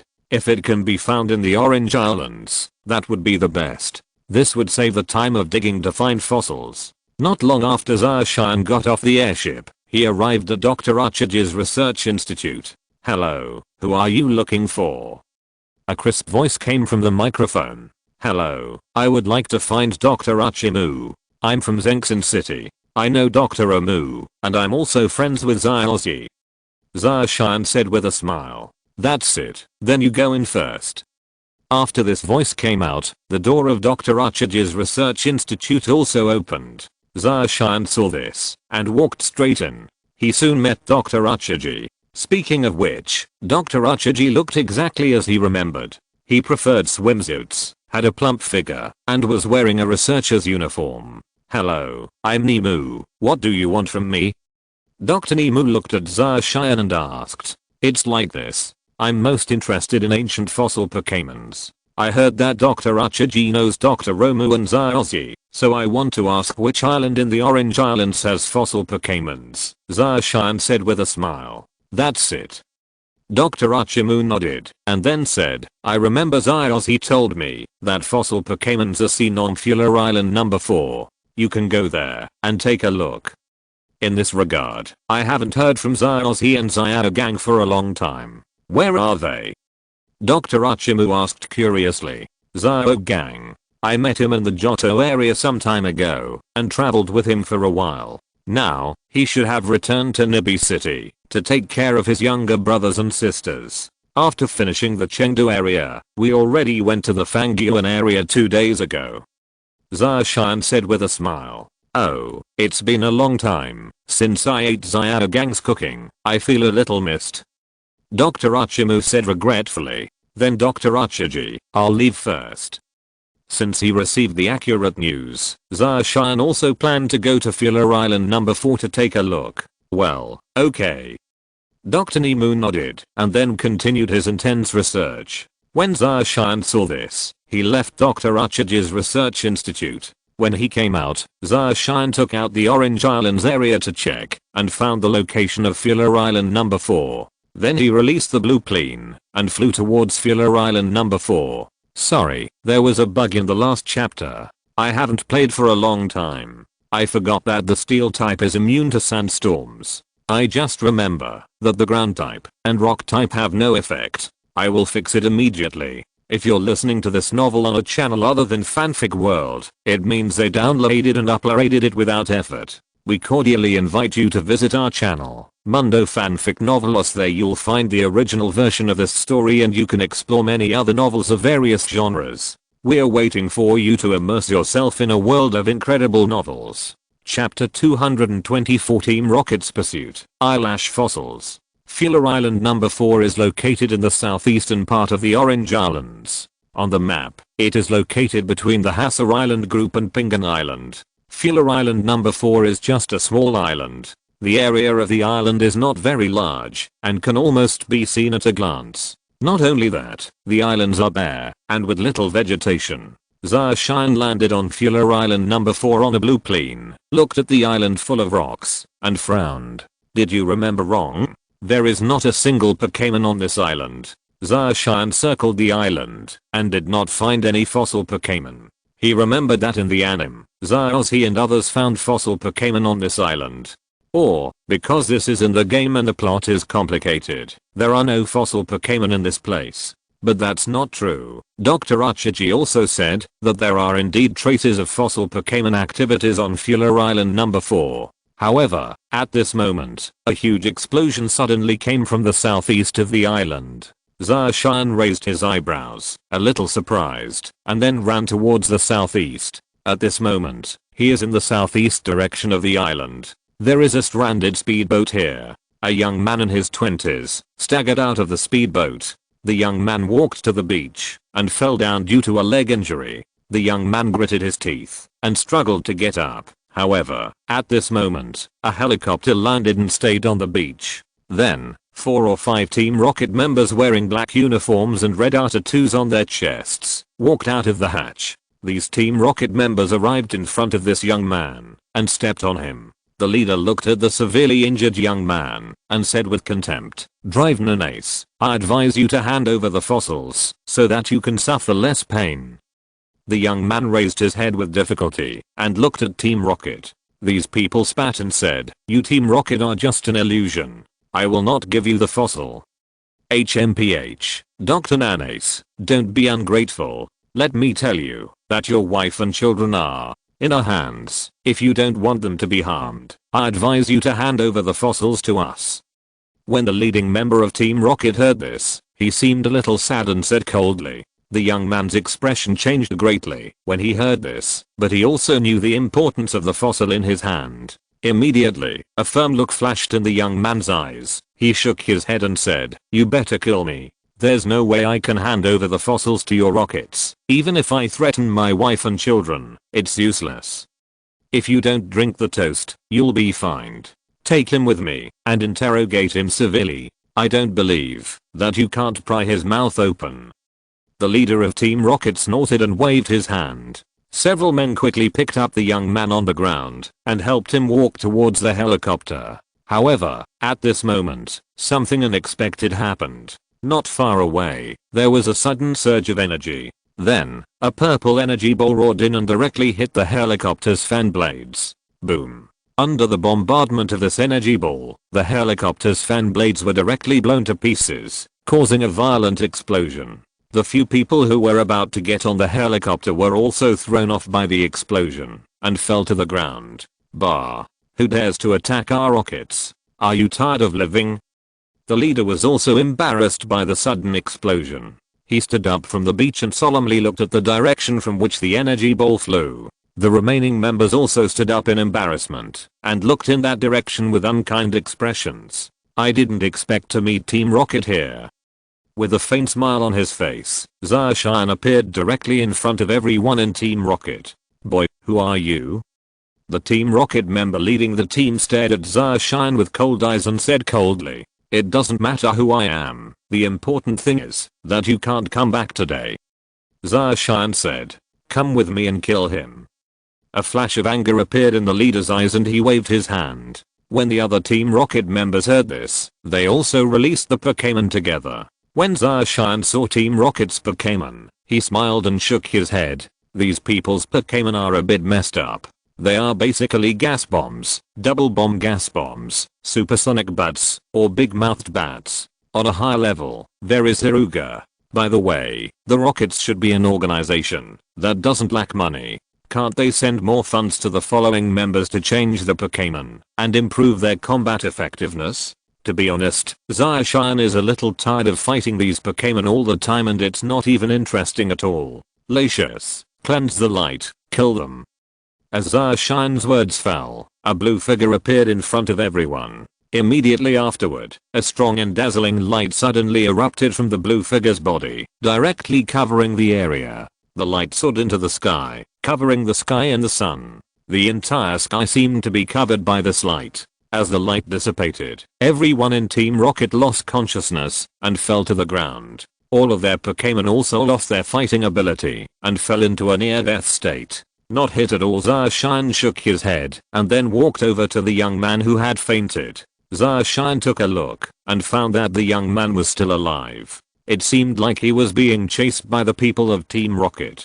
After thinking about it, he let Latius drag the young man and flew away. Zacian was still a little determined to find the fossil Pokémon. He continued searching on the island for a while, but he didn't even see Mao. He originally thought that the ancient fossil Pokémon could be caught here, but he didn't expect this to be the result, which made Zacian feel a little anxious. After searching for so long, Zacian also gave up. I don't know who this young man is. Let's ask him when he wakes up.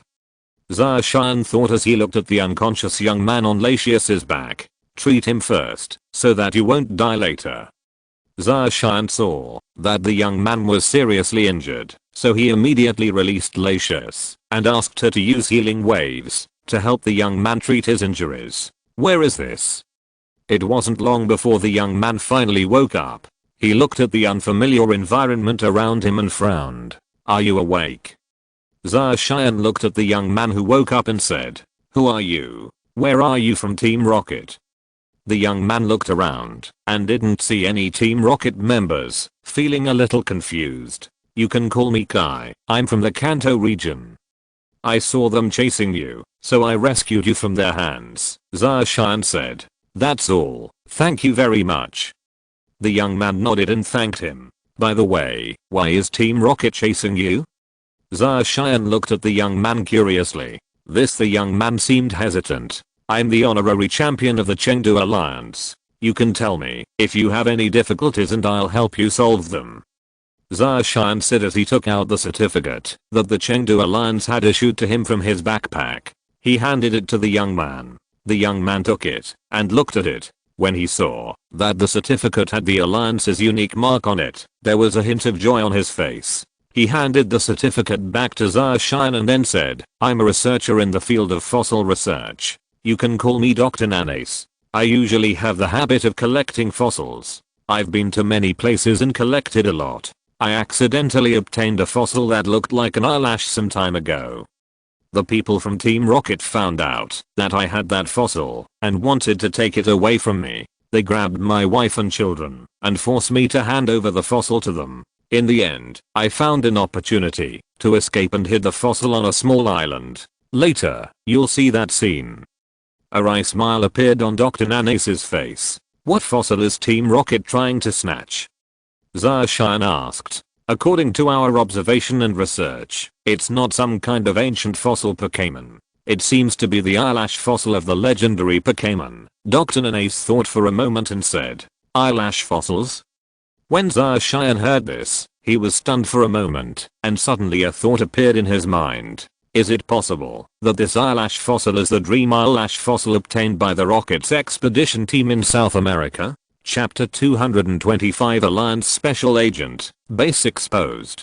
In the game, you can create a fossil resurrection machine to resurrect those ancient fossil Pokémons. If that eyelash fossil is really a dream fossil, is it possible to resurrect a dream? After resurrecting Mew, wouldn't it be possible to clone Mewtwo by building a cloning machine? In this way, there are two more mythical beasts, which can be said to be a sure gain. Thinking of this, Zacian also felt a touch of joy in his heart, and there was a hint of kindness in his eyes as he looked at Dr. Nanace.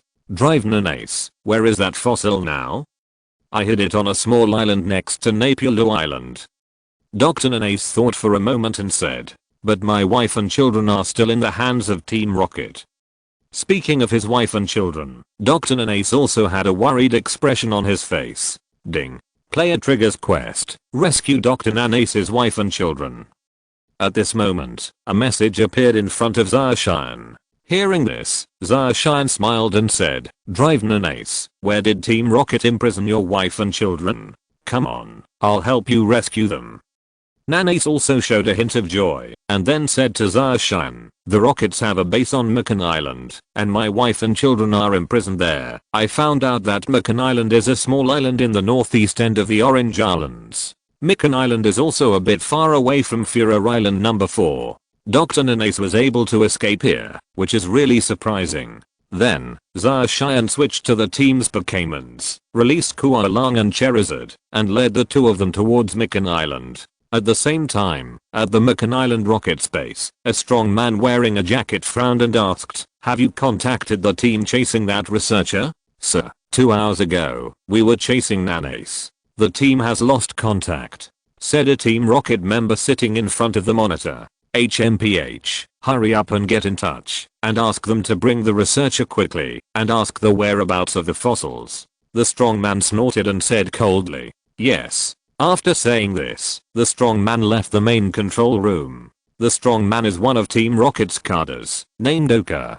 Due to his tall and beastly stature, he is also known as the Three Beastmen of Team Rocket. This time, as the manager of the Orange Islands Rockets branch, his main goal is to find the lost Dream Eyes fossils. After the success of Mewtwo's plan, Sakaki controlled Mewtwo, but eventually allowed him to escape.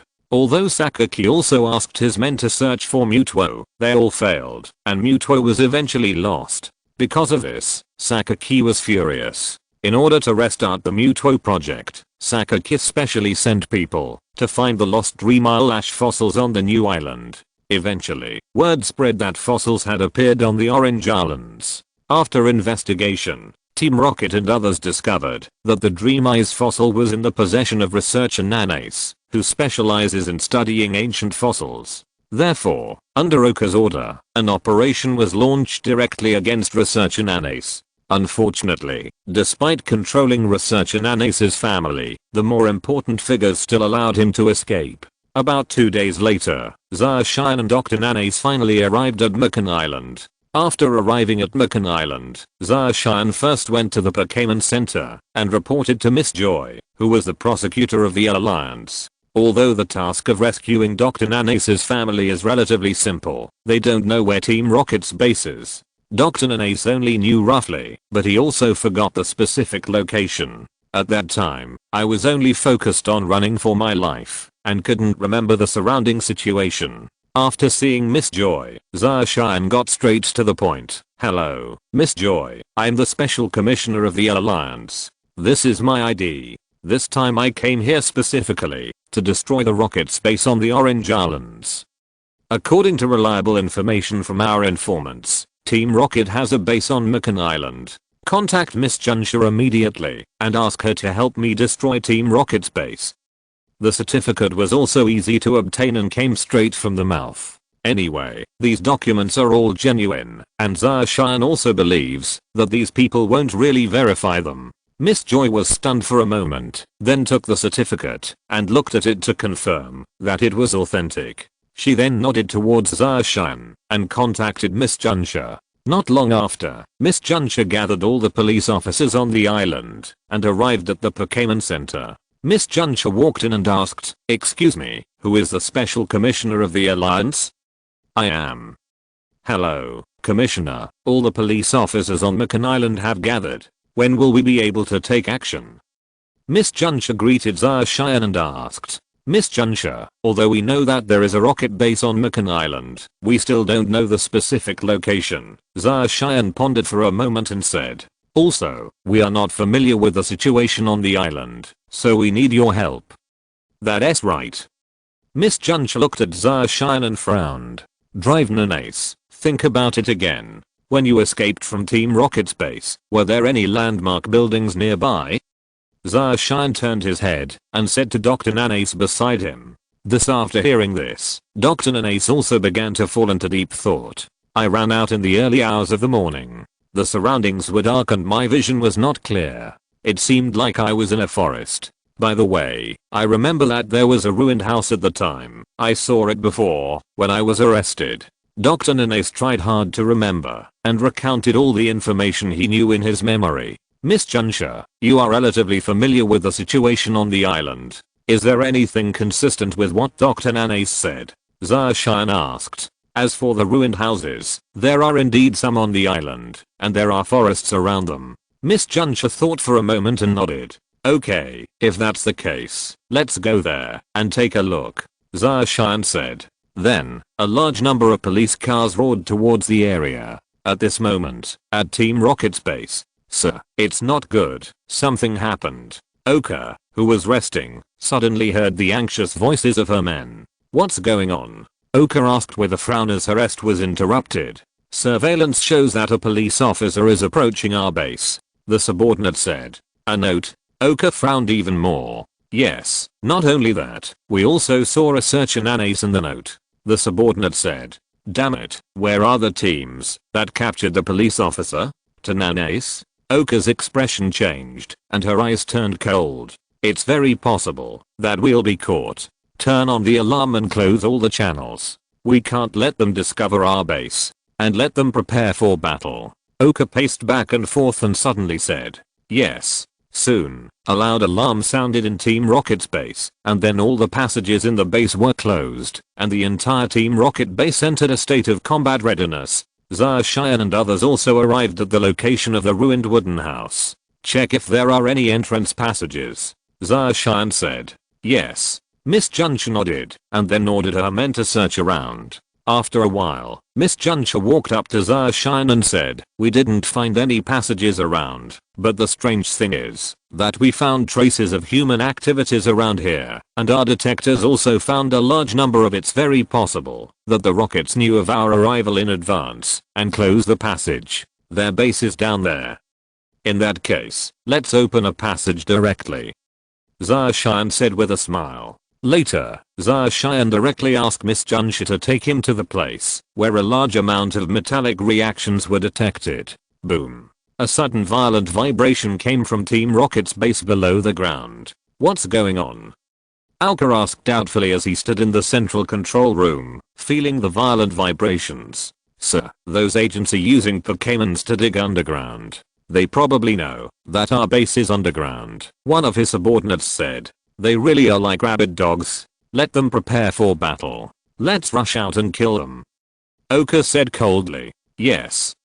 In her opinion, although these notes discovered the specific location of the base, there was still nothing to be afraid of. You must know that as one of the 3 beast warriors of Team Rocket, his strength has reached the level of a quasi-king, so it is not easy to deal with these low strength men. Moreover, she had seen this kind of scene many times, and this time was the same. Now that they have discovered Team Rocket's base on this island, she doesn't mind taking full control of the island and letting it have another manager. End of this chapter. Thank you very much for reaching the end. Don't forget to like. Looking for more exclusive content and immediate access? Subscribe to our Patreon. Remember, every like, subscription, or donation encourages us to continue. Thanks to everyone. See you in the next video.